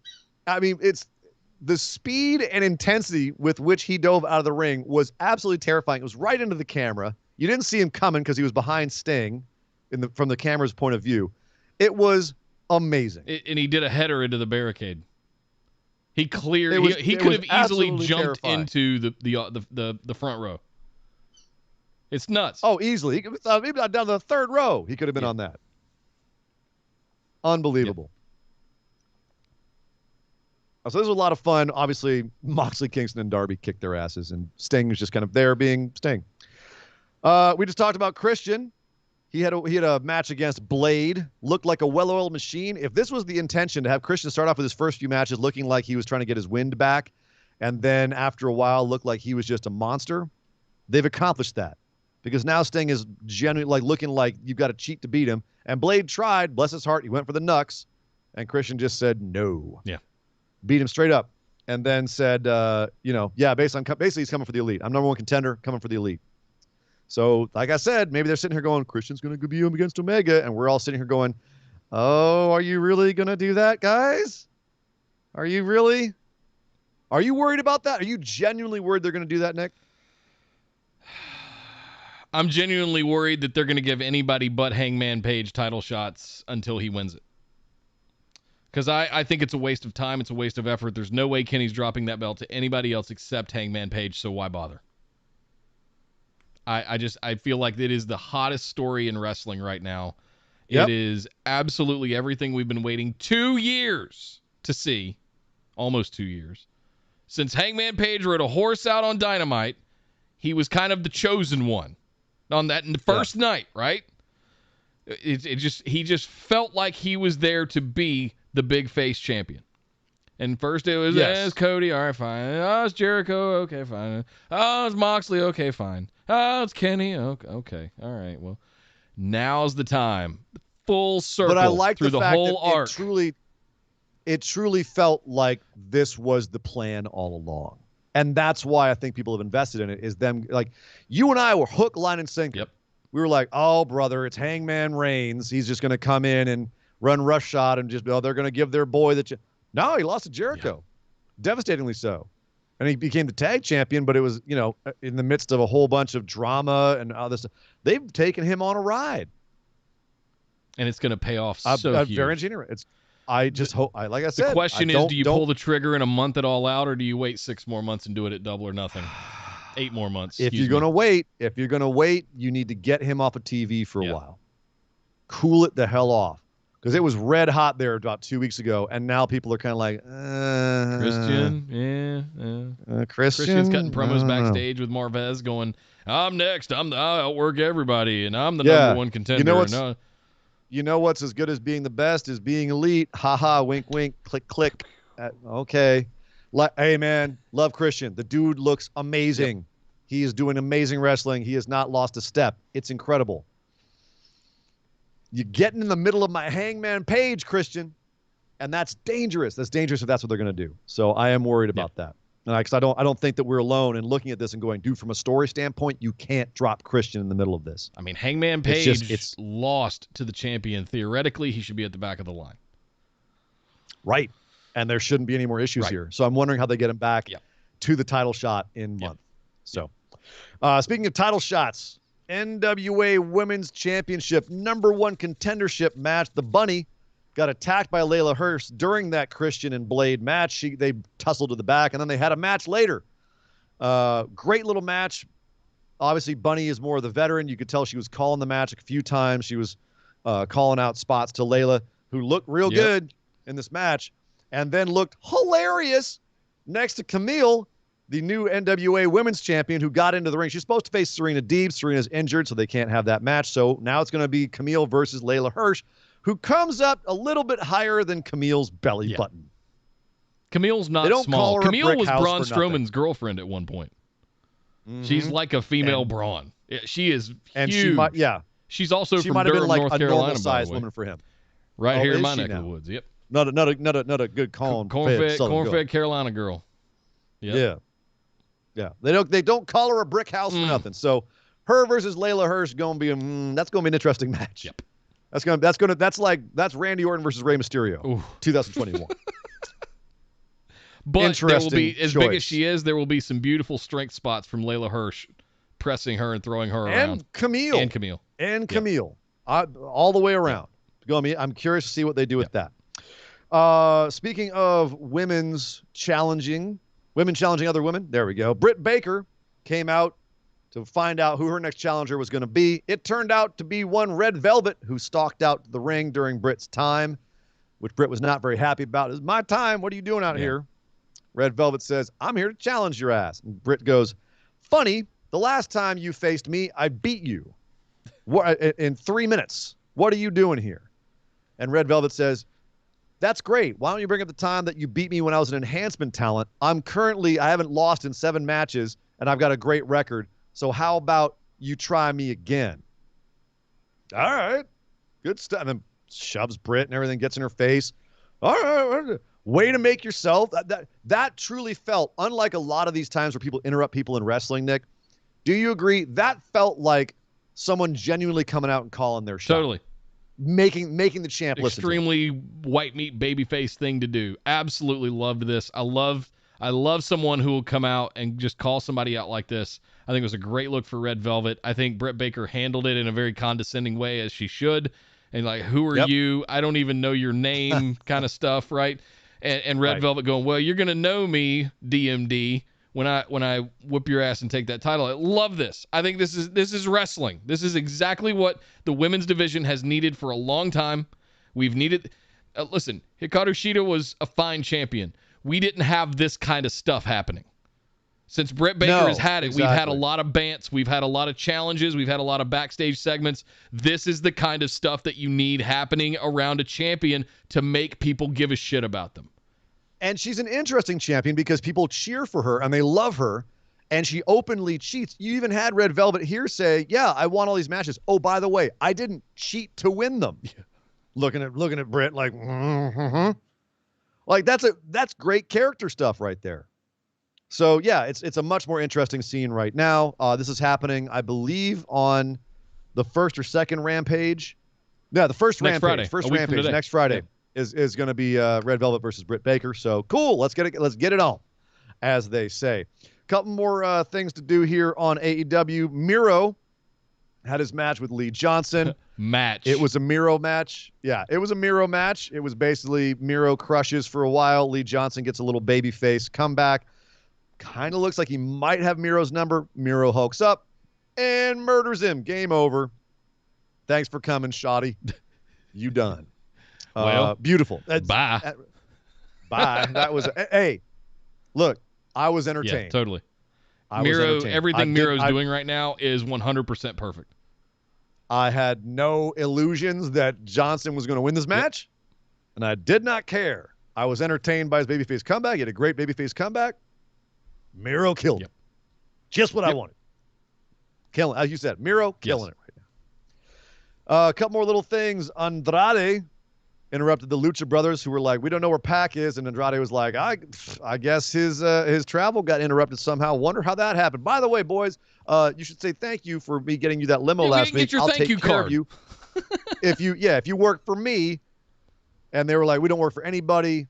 Death Triangle's family, get out of here. So in a fit of pique later on in the show, Andrade decided that his new disciple is going to be Fuego del Sol. They were going to hire Fuego. And so they brought in Fuego, and he goes, cool, now shine my shoes. And Chavo Guerrero says, you heard him, shine his shoes. And Fuego goes, I wasn't brought in to shine shoes. And Andrade kills him, tosses him against the door a bunch of times, murders poor Fuego, which, is what Fuego's there to have done to him. And he's also really good at it. He is the most beloved jobber in AEW at this point, I think. This was a great segment. Yeah. And then they ultimately had him lying on Andrade's shoes and like, that's how you shine shoes. They shine the shoes with the mask. Good stuff.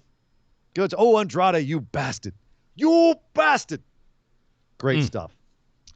And finally, a couple more things. Brian Cage has some very nice pointed words for Team Taz saying, I didn't give a crap about Team Taz. You put this belt on me. I didn't need you. You threw in the towel when I was in a main event. Why was I ever with you guys? I don't get it.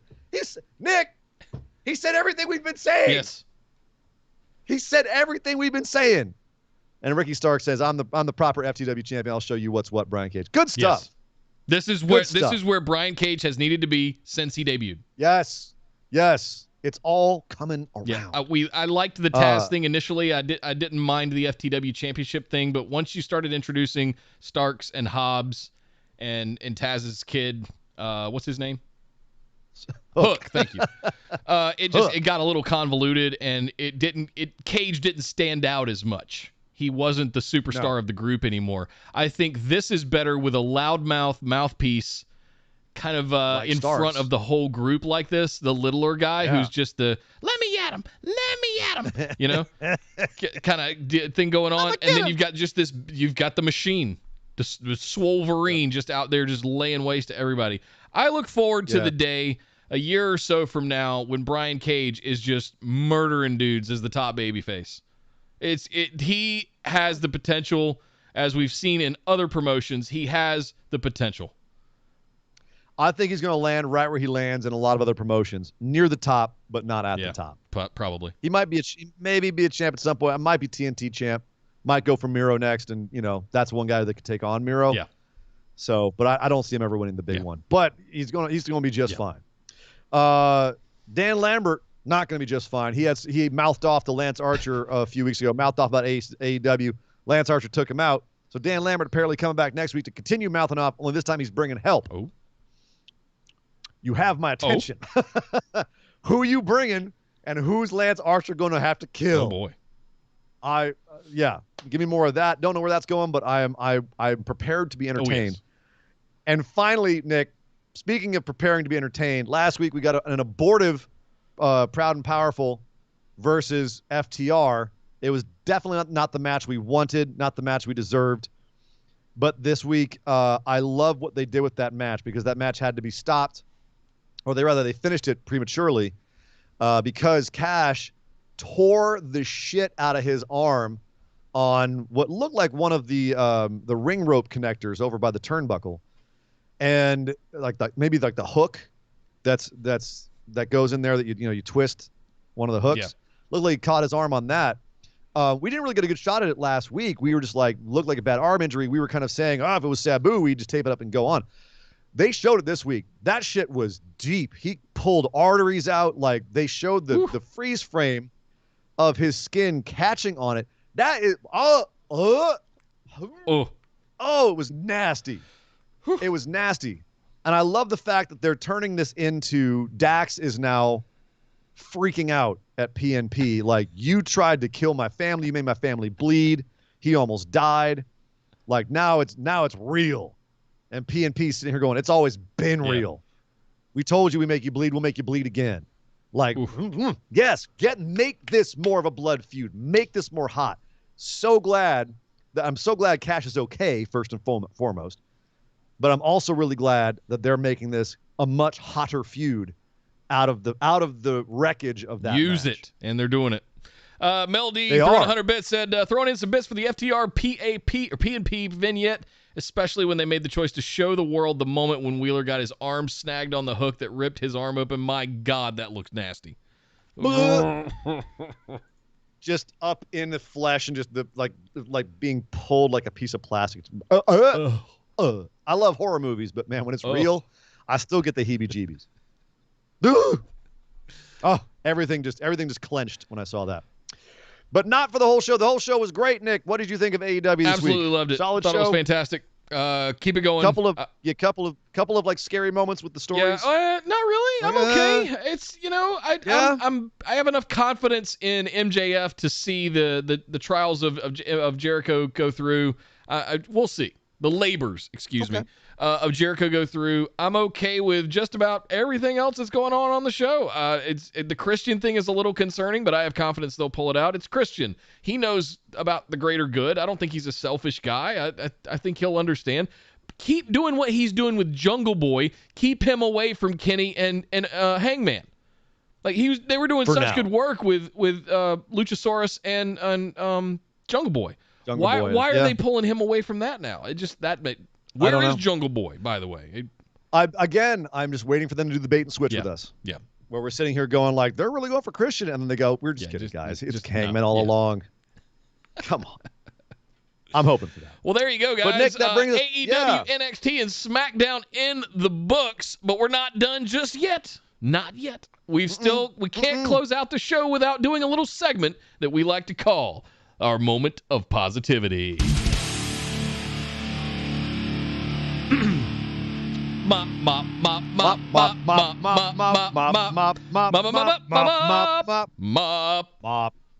moment of positivity. That's right at the time on the show where Nick and I sit down and think about something good that happened in the last few days of wrestling, something that made us happy, that made us smile. With some of the bad news coming out and with some of the criticisms we have the show, it's good to let those go to the side, forget about them for a second, and just concentrate on something that makes us happy, something that we can share with all of you to hopefully make you happy and feel more positive as well. Go back out into the world with smiles on your faces. So, Nick, what was your moment of positivity for this week? Man, that's tough. There was a lot of good stuff going on this week. It was indexed, wasn't it? Just tell me. It was the Love Thez Press. It was the Love Thez Press. That's cute. No. It was not that. God, I gotta pick one thing. Yes. Sorry. Man, I don't know. I can't pick just one thing. I'm scrolling through looking. It's got to be the Dakota Kai video package promo thing. It's just that I think they are knocking that out of the park. And I'm very happy to see Dakota get kind of a turnaround here from the year or so that she's had. The Tegan thing was supposed to be the big breakout, and Tegan got injured again. And it didn't really go anywhere. And then Raquel showed up, and she started playing second fiddle. To see this whole thing come full circle, mwah, and the package and her promo this week is absolute Wrestling 101 masterclass.